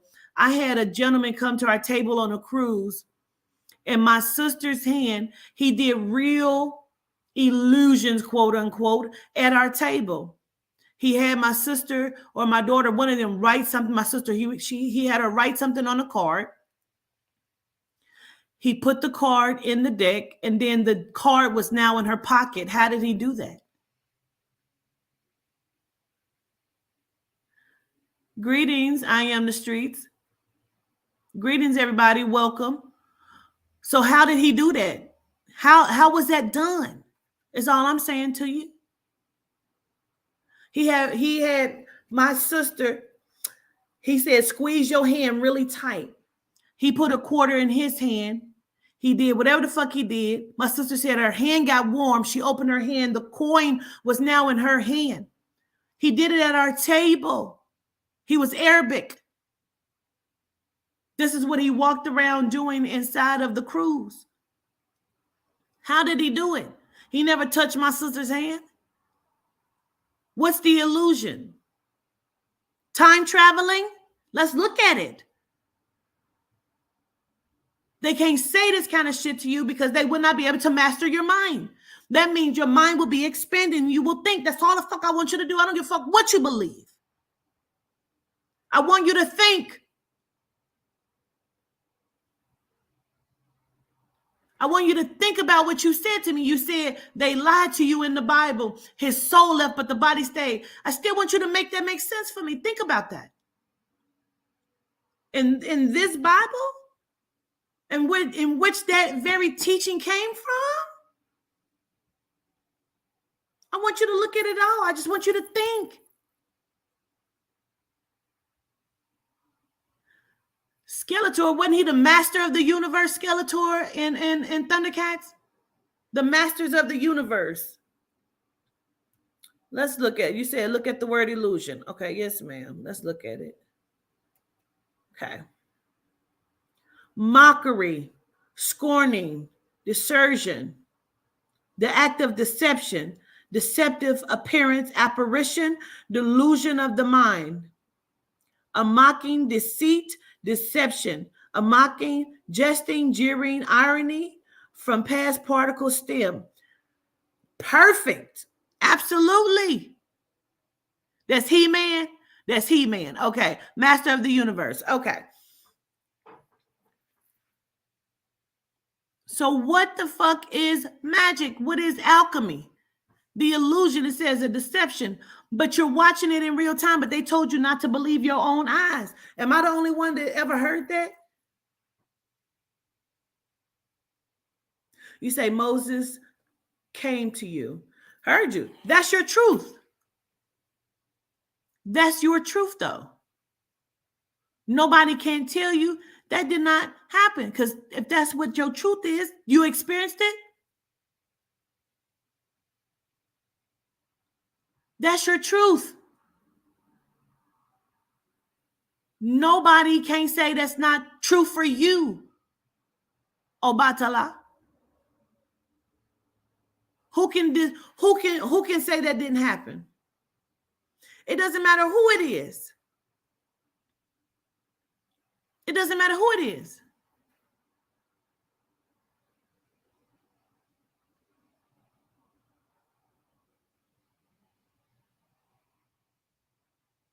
You say, I want to go in, but scared, LOL, but I know. You got to be able to make the shit make sense, bro. So Moses came to you. What did Moses say when Moses came to you? Because that's your truth. He tried to get me on the train with the light. Okay, that's your truth. Whether you went or did not go, or whatever that is, whatever that means, if that's your truth, you stand in that.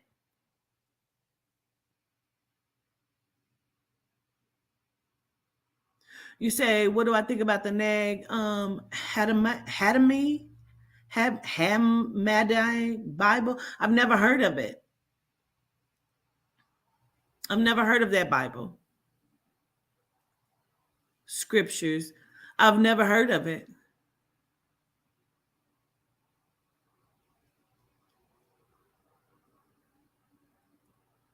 See, this is the thing.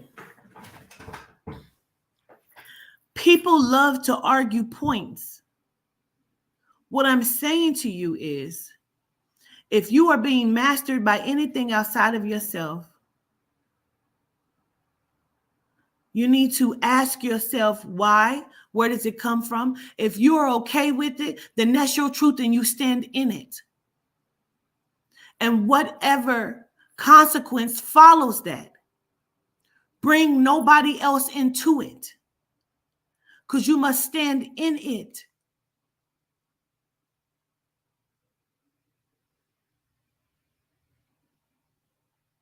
Then that's what you saw and that's what it is. You say a regular man had a pentagram with tribe rings. Then that's your truth. That's what you saw. That's what you experienced. It wasn't for anyone else to experience, or everyone else would have experienced it. Doesn't mean it didn't happen. The problem is when people come and try to tell you what your truth is. This is what I'm saying to you today. Nobody can't come and say, oh, Batala, that did not happen. Because that would be a lie. You stand in your truth of whatever that is. Nobody else experienced it. Why not? Because maybe it wasn't for them. I know what I know about the soul and the spirit. People like to come over here and try to like degrade what I say or like debunk what I say. You can't debunk anything over here because I've experienced it. It just so happened the people who like to come here have experienced some of these things as well. They have not just followed what the fuck I said, they put it to the test. And when they tested what I said, they found results in it. I've heard many people put the Jesus character to the test and said, well, he just told me no because I prayed on some things and I still got evicted. See, over here, when you put certain things to the test, you don't just get the rent money. See, our people have experienced $100,000 putting shit to the test over here. New jobs and new homes that they couldn't get because they are felons. See? I had a friend of mine, she followed me for years as a Christian and still was a heavy Jesus believer, and she came to all my events. But she kept saying, I'm being pulled in more understanding of what you teach, friend. I would pull up on my friend, she'd be in her car smoking a joint, listening to gospel. But it was when she put my teachings to the test and had results and understood and felt loved and felt full in ways she still felt empty when she believed in the Jesus character. See, when she went to the grandmother of the soul and she went to the frequency of the spirit, she found results. That may not be your truth. It ain't got to fucking be. It don't have to be. What I'm saying to you is learn to master your own experience here.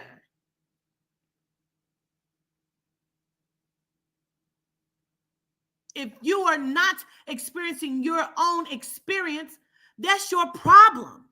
That's not my problem. That's never going to be my experience here in this matrix. Because I understand. What I understand don't have to be anything that you understand. See, it's when people want to come and argue. There's no argument here. If that shit is true for you, then that's your truth. If it's true for you, that's your truth. Where's the problem with it? Well, we was told that Yehuda is a demon. Really? So you're demonic? Because see, Yehuda stands in the spirits. Yehuda is the spirit, the masculine part of your energy. Your soul is more of the feminine part.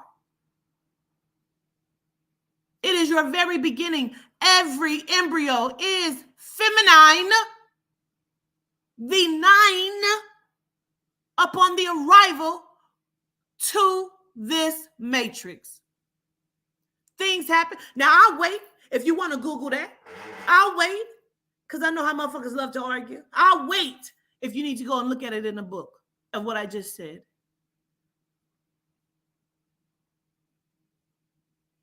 I will wait if you need to go look at what I just said. The divine 9. I'll wait on it. I ain't mad about it. Because see, what I just said to you is fact.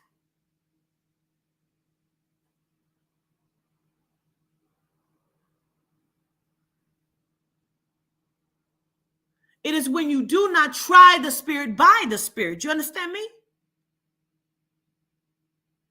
You must try the spirit by the spirit. I don't give a fuck if you never believe nothing I say. Don't care. Ain't no argument here.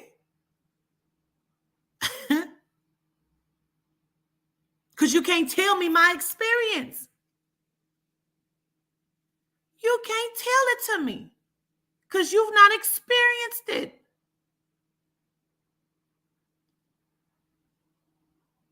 I'm not going to obey anyone. What this says on your screen is what it says in the Bible. Obey your masters. Then it says your earthly masters. But it already told you in this book, don't even call none of the earth people your father. It said you only have one. But then in another scripture tell you to obey your mother and your father. Shall you be dishonored and shorten your time on earth? I know the Bible. I'm not mad about it. This book just ain't in my reality. That's all. That's all I'm saying. This book you call the Bible is just not in my reality. That's all. If it's in your reality, that's perfect. That's fine. That's fine for your experience. That's not mine. Why judge anyone that come over here and choose to experience the same experience or something similar to mine? Or choose to say, let me hear what you're saying so I can go and find my own experience inside of the diaspora of what you keep bringing, of what you're teaching. I want my paradigm to open up for me so I'll have a different experience, because that experience over there in the Christian church, I don't like it. But when people say that, you have Christians and motherfucking Jehovah's Witnesses come to your door and tell you you're going to die in a pit of hell because you won't let me make you believe the coercion that I have believed.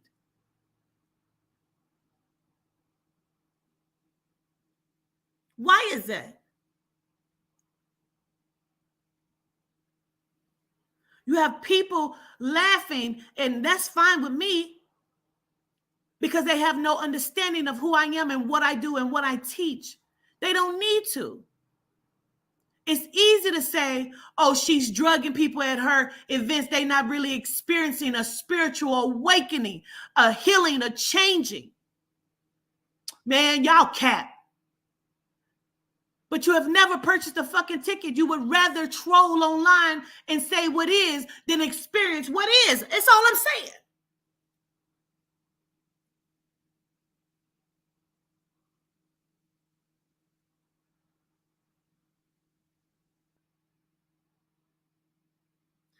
Because whatever is important to you that you don't want no part of, that's your privilege. See, that's what I teach. That's your privilege. That is your birthright. I don't know if you see what's on the front of this live when you clicked on it. But let me read it to you, because you may have missed it. No problem. You may have missed it. See, that lion that's on the front of this, when you look at it and you see when this go off, it'll have a picture, right? The thumbnail. The thumbnail is the mighty lion, right? Now, the mighty lion is not something that I made up. See? See that? I didn't make that up. See? This being, this deity came to me. And in my research of understanding, this is where I am. But see, exactly what you just said is,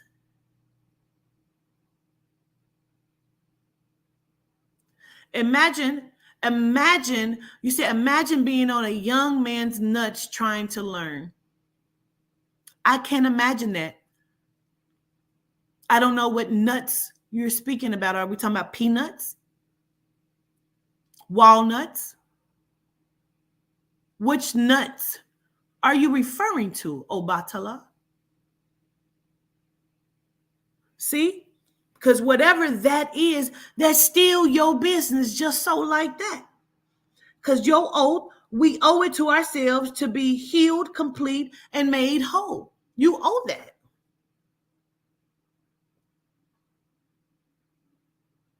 You say, I'm not speaking of your moderators are calling my name.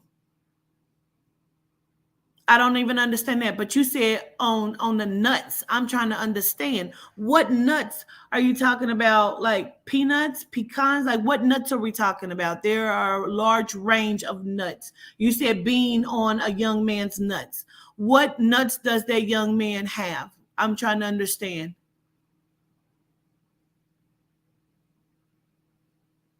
You left because you got kicked out, and now you came back and you're still being disrespectful, and I'm giving you the opportunity to have dialogue. You understand me?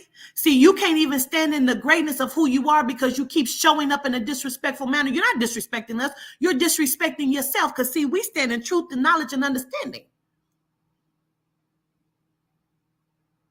What points are you trying to prove? What nuts, Obatala? What nuts? You said, let me go back up because I don't want to misquote you. I want to quote you correctly.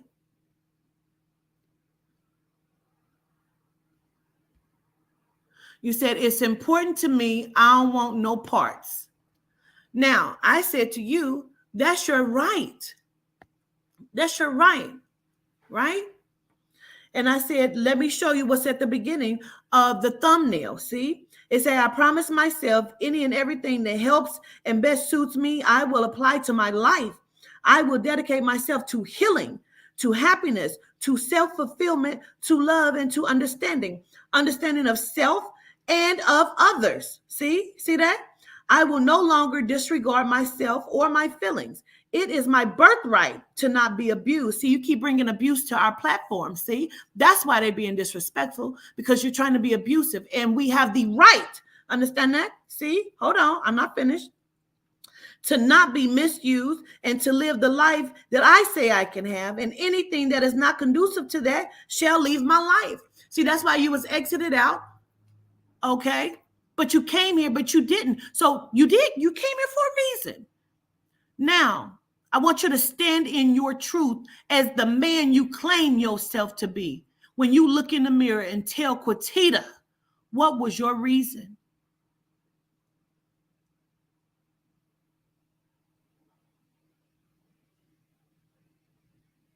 I want you to look yourself in the mirror and be as honest with your soul as you could possibly be and tell me what your reason was.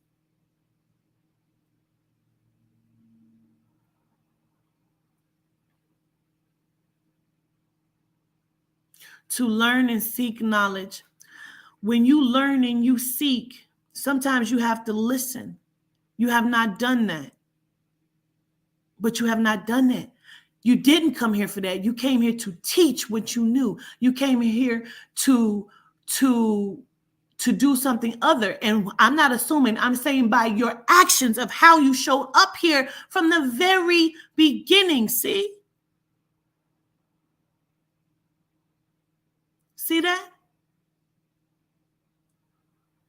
We're talking about our experience of you.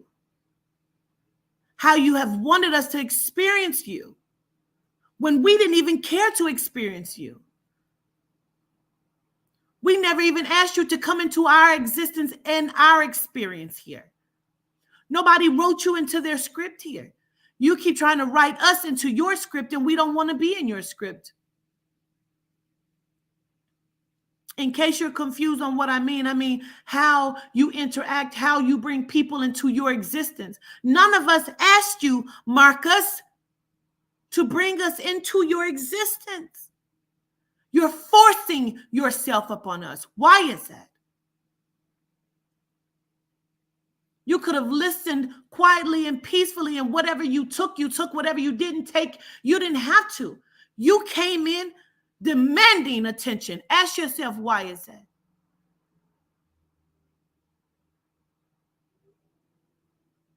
Why?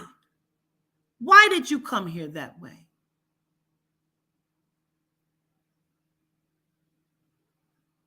You're forcing us into your existence. Why is that? What could any one of us, there's 356 of us in total, that means 355 of us, why are you making 355 people be inside of your existence? To you, questions are seeking attention. To me, questions are seeking knowledge. We have a different understanding. You came in with questions immediately. Questions that was not that. See, excuse me, when you're learning, how can you learn and speak at the same time? Sometimes if you sit and you just listen, those same questions that you may have asked may be answered to you.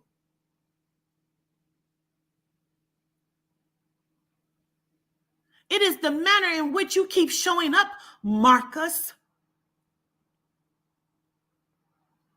We did not ask. I don't need to teach you. This is what I'm saying to you. Do you understand me?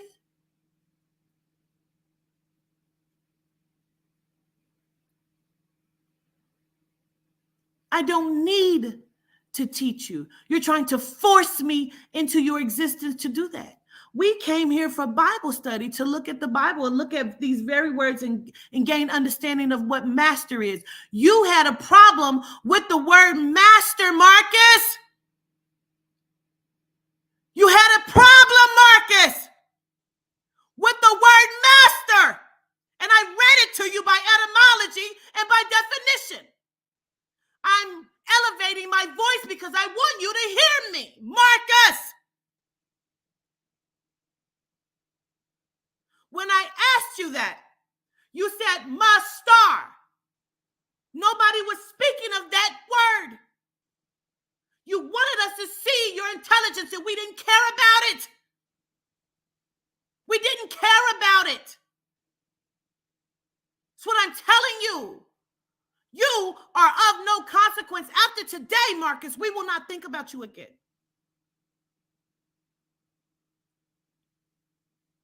Do you understand? I do not want you to write me in to your script. I don't care about your physical existence. I do not care about your question, Marcus. I don't.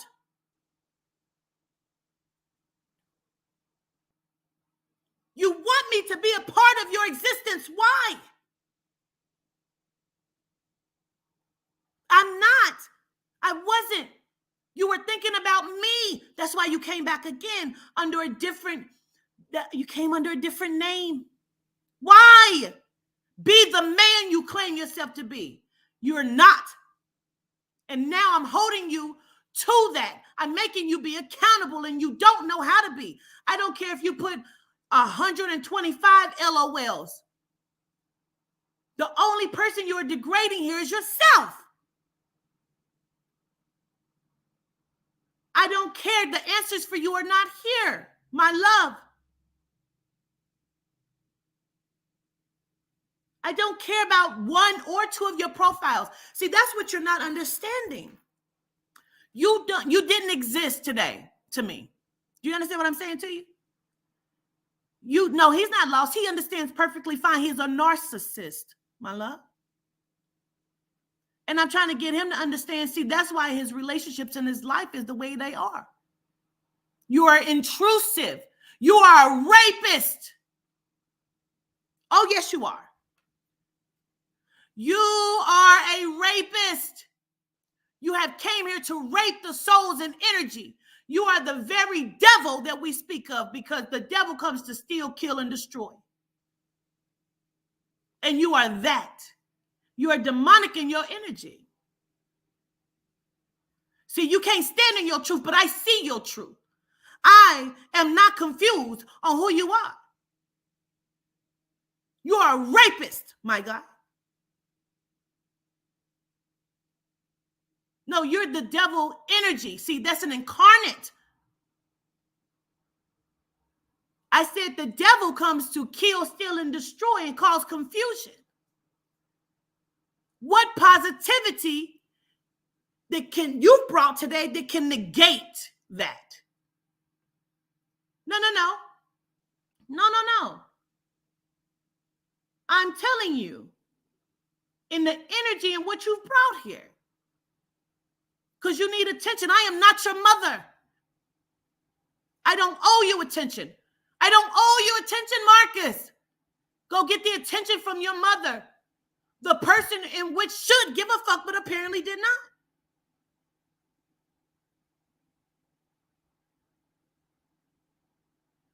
We don't care that you're loving. We do not care. That's what you don't understand. We don't give a fuck about your existence. My God. See? You want us to care. You're engaging because you like this attention. And we are still telling you we don't care. We don't even care that you're living or breathing. Marcus, you could drop dead in 5 minutes and it would not bother anyone on this app.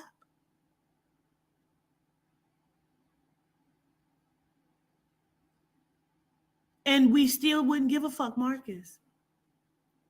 We don't care to know you. We don't care to know you. So why are you said you came in and announced yourself to who? To who? Who did you come to announce yourself to? Who did you come to announce yourself to?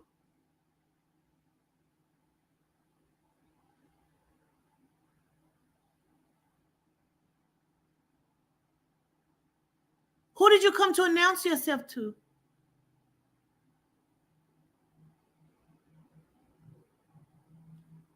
I would like for everyone to tell Marcus what they believe of him.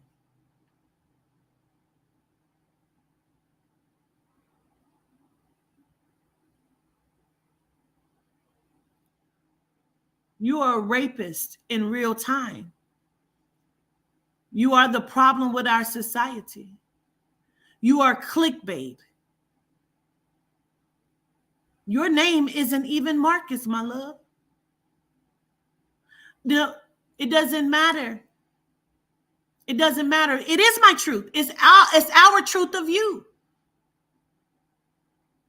That's what I keep trying. That is the lesson. You are the lesson. You are the donkey of the day. And even after this, you still have helped me to teach exactly what you were trying to stop. And you could not. You didn't do anything but become the living. You became the living, walking prompt for my class. When you thought you came in to destroy anything or to be a distraction, you are not. You came in and showed exactly why people should control their own mind and way of thinking. Because you came in wanting to master something that you can't master. You can't even master your own life. No one here would even give a fuck to think twice about your life or your death. It is of no consequence to anyone here. So where you feel like you have conquered something, you did nothing but show everyone why the fuck they need to understand exactly what the fuck I said, which was to control themselves. Because see, you're being controlled by the system. The system have told you this is how you're supposed to show up to people to get a click and a like, to become important. See? To be able to use stuff for content.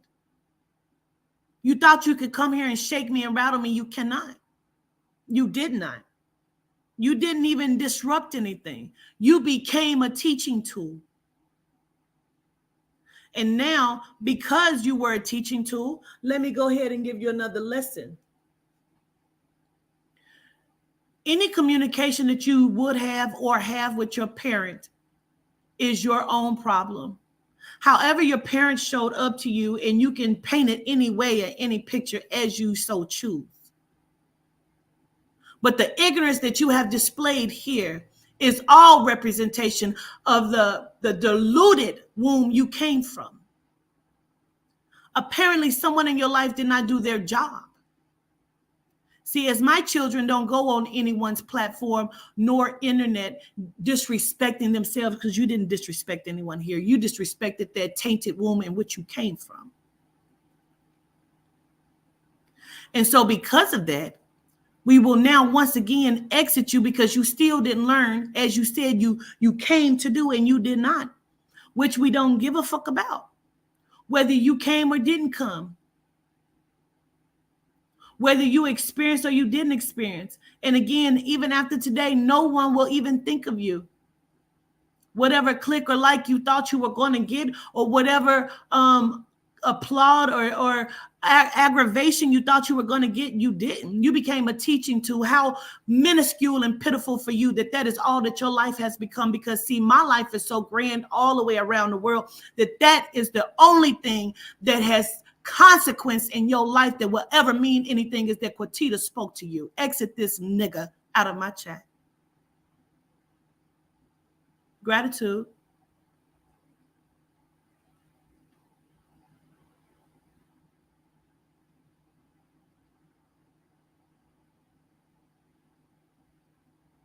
Gratitude.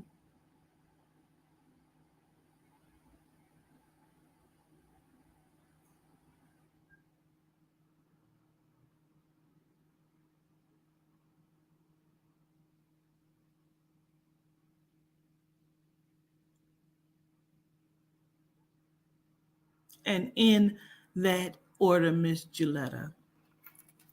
Now, that is the exact reason why you should govern yourself and understand who you are.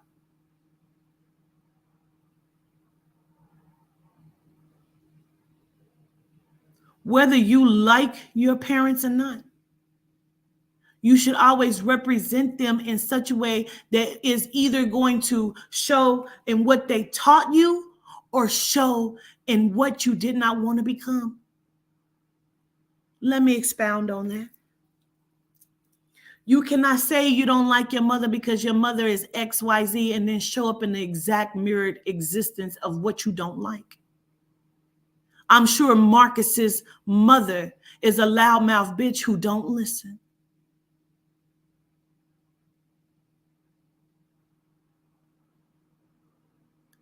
And if I am incorrect, then guess what? It can only mean that she is mute and she has let a man run all over her and he thought that that is what he was here to do.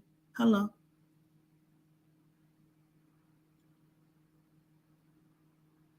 See, that's only what those two things could be.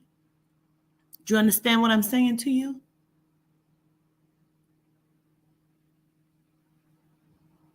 Someone taught him that he didn't matter, or someone taught him that he overly fucking mattered, that his opinion should run everybody's life. See, that's narcissism. He believes he can be the master to someone here. He needed his existence to matter here. What I'm telling you is, before today, no one on this platform knew that Marcus nor that Obatala existed, and nor did they care. So when Mike Tyson said to let someone piss you off and make you angry will make them your master, he needed to be somebody's master here. He is not. He is not. He didn't anger anyone. At least he didn't anger me.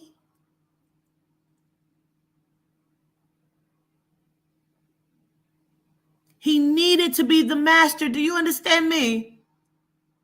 He needed to prove that he can master something because he has not mastered himself yet. It was deflection at its finest. It was a disrespect because he could not debunk what I was saying. And the fact that I am a woman and he could not debunk it. He needed to cause confusion. And then to say that's Christian thinking. No, my guy, that is energy.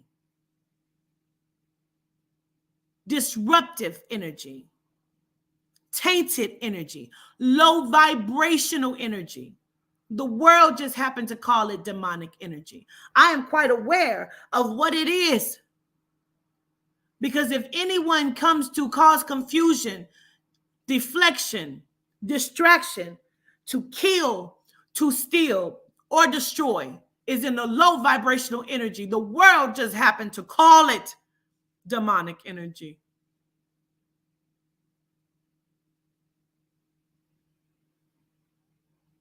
There be no plays ran over here, like I said. If you cannot debunk what the fuck I just said, he said, oh, that's Christian thinking. But he told you Moses came to him. Isn't that what he said? Moses came to him. You mean Moses of the Bible? Did he tell you his name was Moses?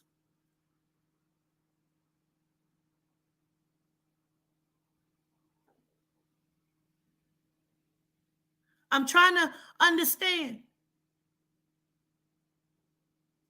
He wanted you to obey his energy. Absolutely the fuck not. His beginning statement was, why are there no men in here?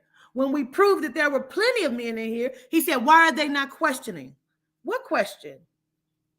What would the question needed to have been?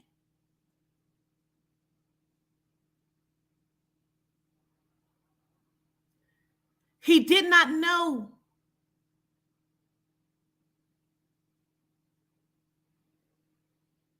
When people want to deflect, what's the one thing that they do? They laugh as if they're laughing at you. You're not laughing at me. You're laughing at yourself because you can't stand under my light. And I've now made you nervous. Whoever sent them, Aubrey, they sent them to the wrong motherfucking platform.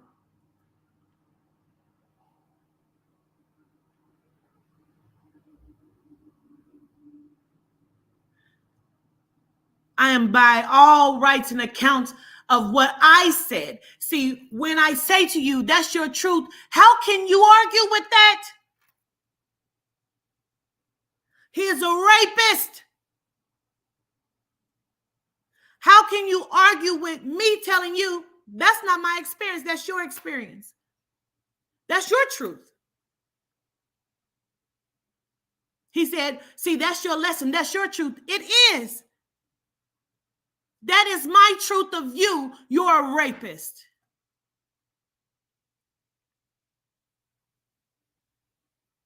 See, that's your truth. See what? I'm exclaiming my point to you. That's my truth of you. And before today, you didn't exist. That's my truth of you. After today, you won't exist. You need to exist in my world. Why? Because I don't need to exist in yours. You matter not to me. How can you argue with that? How can you argue with that?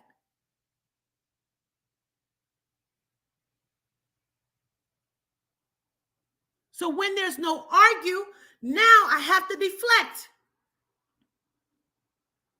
I have to try to point back the finger to make you look like you're not making sense when you've made all of the sense and I just don't know what to say. I'm aware. You will never be a master to me. I am unmasterable. How about that? I have the right to not be abused or misused mentally or physically, emotionally or spiritually, financially and otherwise. Huh? How can you argue with that? This Bible just told you to serve a master, but you can't serve two. I don't need to serve any. I need not obey a motherfucking soul, but my own. How can you argue with that? Prove me incorrect that I need to master or be mastered by anyone.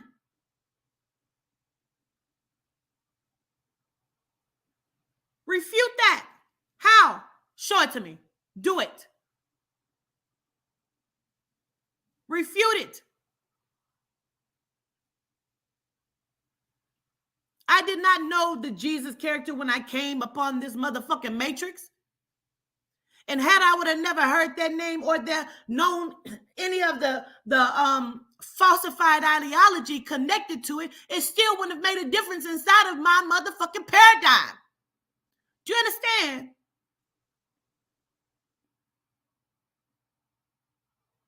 Marcus is just like the Jesus character. Doesn't exist to me. Oop, let that sink in. Doesn't exist to me.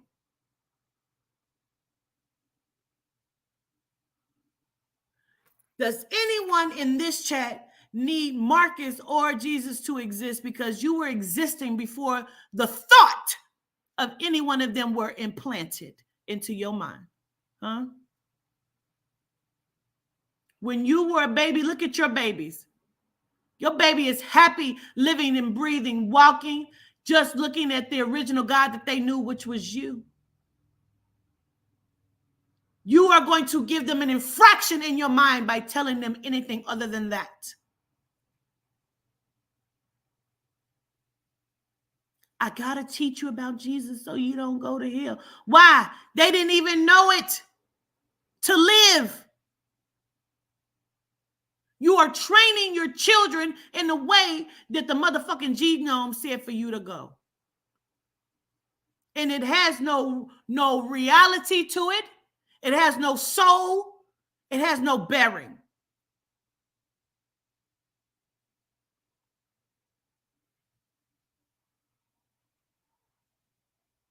There's a book called 23 Minutes in Hell, where this genome proclaims that he was taken to hell and he saw all of these things. I want to know, where did he go? Where was that at? Is it inside of the Earth's core? Where is hell at? Because see, everything is lived, experienced inside of your mind. It is whatever your mind says. So if a motherfucker tell you that I'm your master, that means they control your mind. Nobody controls your fucking mind. Are you serious? Huh?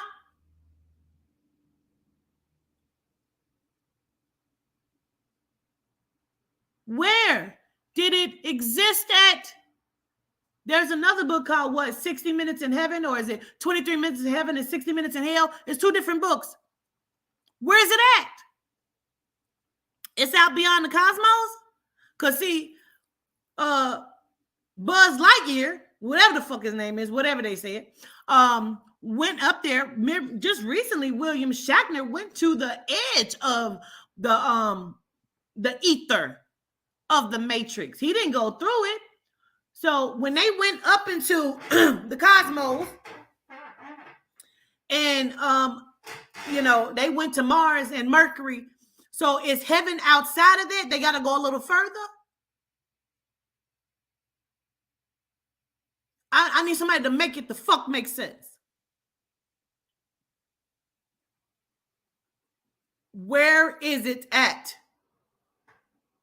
Where is it being experienced at? Because they also tell you can do anything that you put your mind to. But you can't not believe in Jesus, because we took an oath on that, and you got to believe that, or you're going to go to hell. We don't know where hell is, although you're experiencing hell every day, because they've taught you in your Bible that hell is being ran by the devil, the oppressor. They've taught you that there is an illusion. They taught you that the devil has minions and workers. That every day will be torture to you. That there will be a fire pit burning, but then they tell you that the sun is a ball of fire burning. Huh? I want you to make it make sense to me. That why, when you are watching these motherfuckers mistreat you, your family, your children, and those that are around you, and there are 30 missing children, again, let me say that, in Cleveland, Ohio.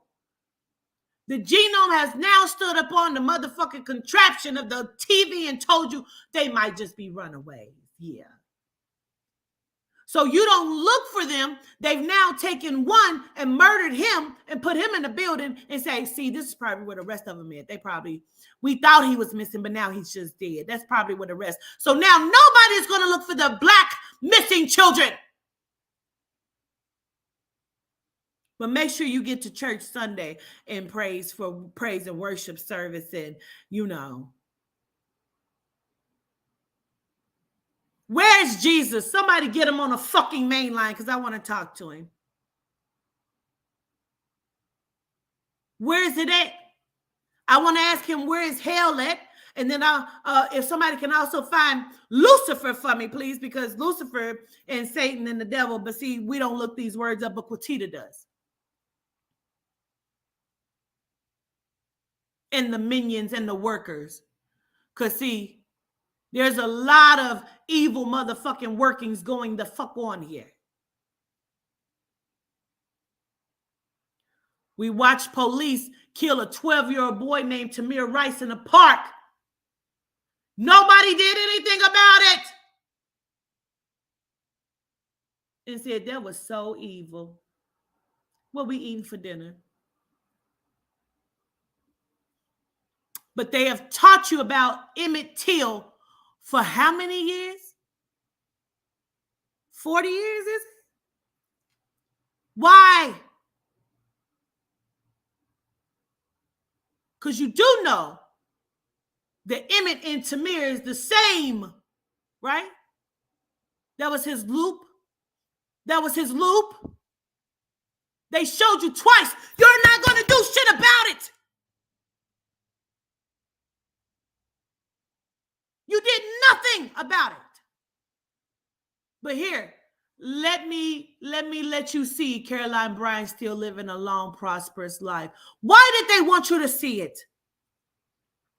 So you'll still be under understanding and controlled by your master.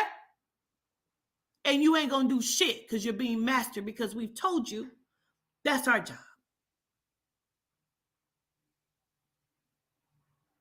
That's what the programming is. You can't figure out how you're being programming? That's how you're being programmed.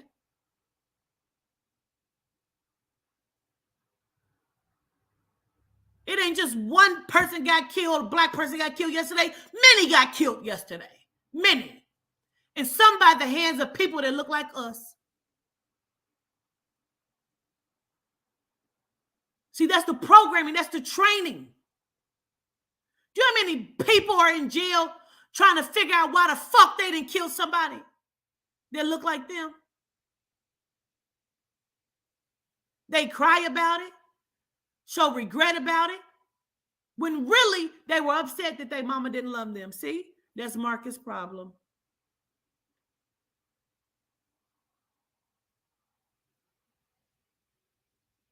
You're being mastered. You're being mastered. You have a man by the name of Jesse Lee Peterson. You have a man by the name of Tommy Sotomayor. You had a man by the name of Kevin Samuels. See, these are people that's teaching. They needed somebody to look like you to teach you to hate you. You stand in front of any one of these motherfuckers and you tell them I love my people, and they'll ask you why. They'll say black people as if they are not black. Why? They have no morals. But you're that same they, motherfucker. You are they. They use our own fucking people. You don't understand what I keep saying to you, man. Let me break this down for you for the last motherfucking time. And let me tell you something. I want you to share this very message I'm getting ready to give to you.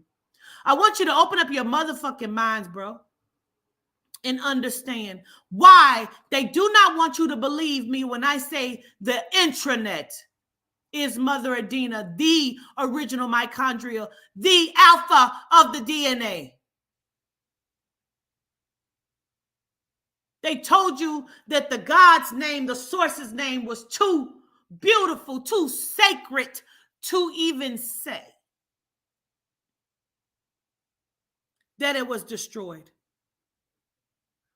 But we have now learned, knows, and I have told you that the grandmother of the soul, the source energy, name is intranet.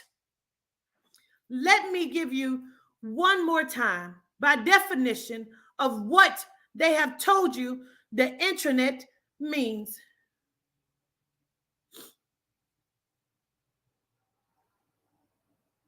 Let me just give it to you.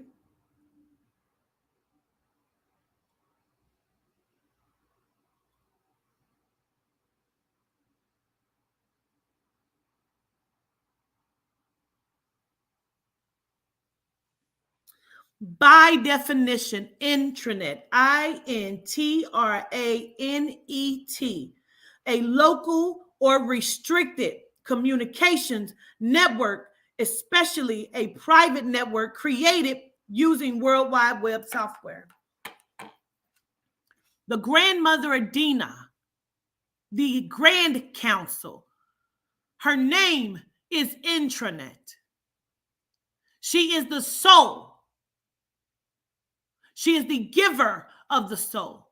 They have never taught you in your book where your soul comes from and why it's connected to your spirit. Not everyone has a soul. They can't tell you or teach you about something they don't even have. So, your soul, my dear, is a private connection that is formulated like the World Wide Web. It is a private network. And we are connected because we are the soul body of the spirit family. Our souls connect. And so because they do not have that, they created the internet. But see, when we connect to our soul, the internet, the original mitochondria, our DNA, they don't want you to connect. So then they put out COVID and they told you to stay separated. They didn't want you here together. But everything that they try to put out for our demise, we turn it around for our good. So we connect in this way. Our souls will always forever find each other because we're connected. They showed it to you in Professor X inside a cerebral. Because they don't have a soul connection, so they had to create cerebral. Cerebral is what? The internet. Where your soul connects and saves each other and comes together in a formalization and what you keep seeing Quatita do, but people keep trying to destroy it. See, these are minions. They created the internet to destroy the soul. They created the internet to destroy the intranet.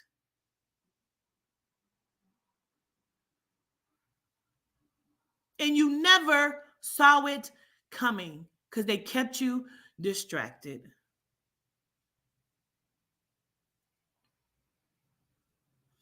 You never saw it coming because they kept you distracted.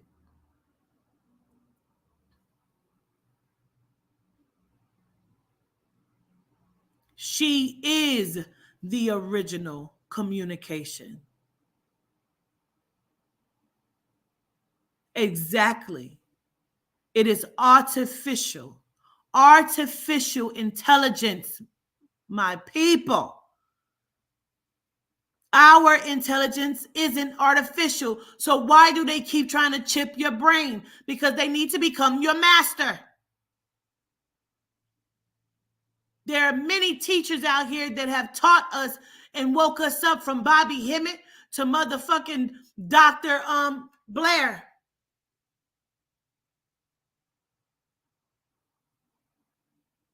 They do not want you to be awakened.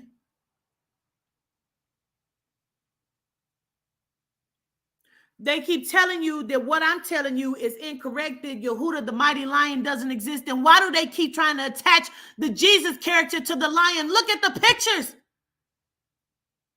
They done told you he was the lamb, so how the fuck is he the lamb and the lion? They told you that, what, May comes in like a lion, goes out like a lamb?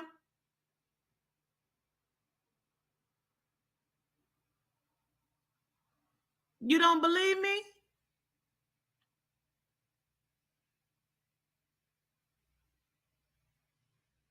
Look up the picture.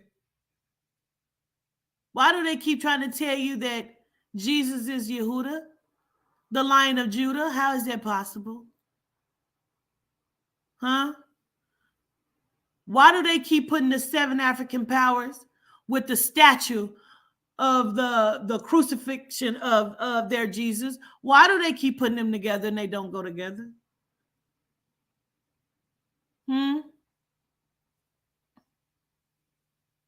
Why is that? Just thought I'd let you know. Remember what I said to you. If it registers, then great. If it doesn't, throw it away. If Quatita doesn't make a difference in your life, don't come back here. I'm not doing my job for you then. Do not write me in your script if I cannot help you. That's all I'm saying. Don't let people be in your script that brings nothing into your existence. Solitude de wa. Gratitude to the soul. Philippon de wa. My soul is mine, I control me. Period. Let that sink in. Y'all enjoy y'all day. Have a great day. Enjoy everything that you're going to do today. Be great to you. Let nobody come in and master your mind. Those who control the mind controls everything. Remember that shit.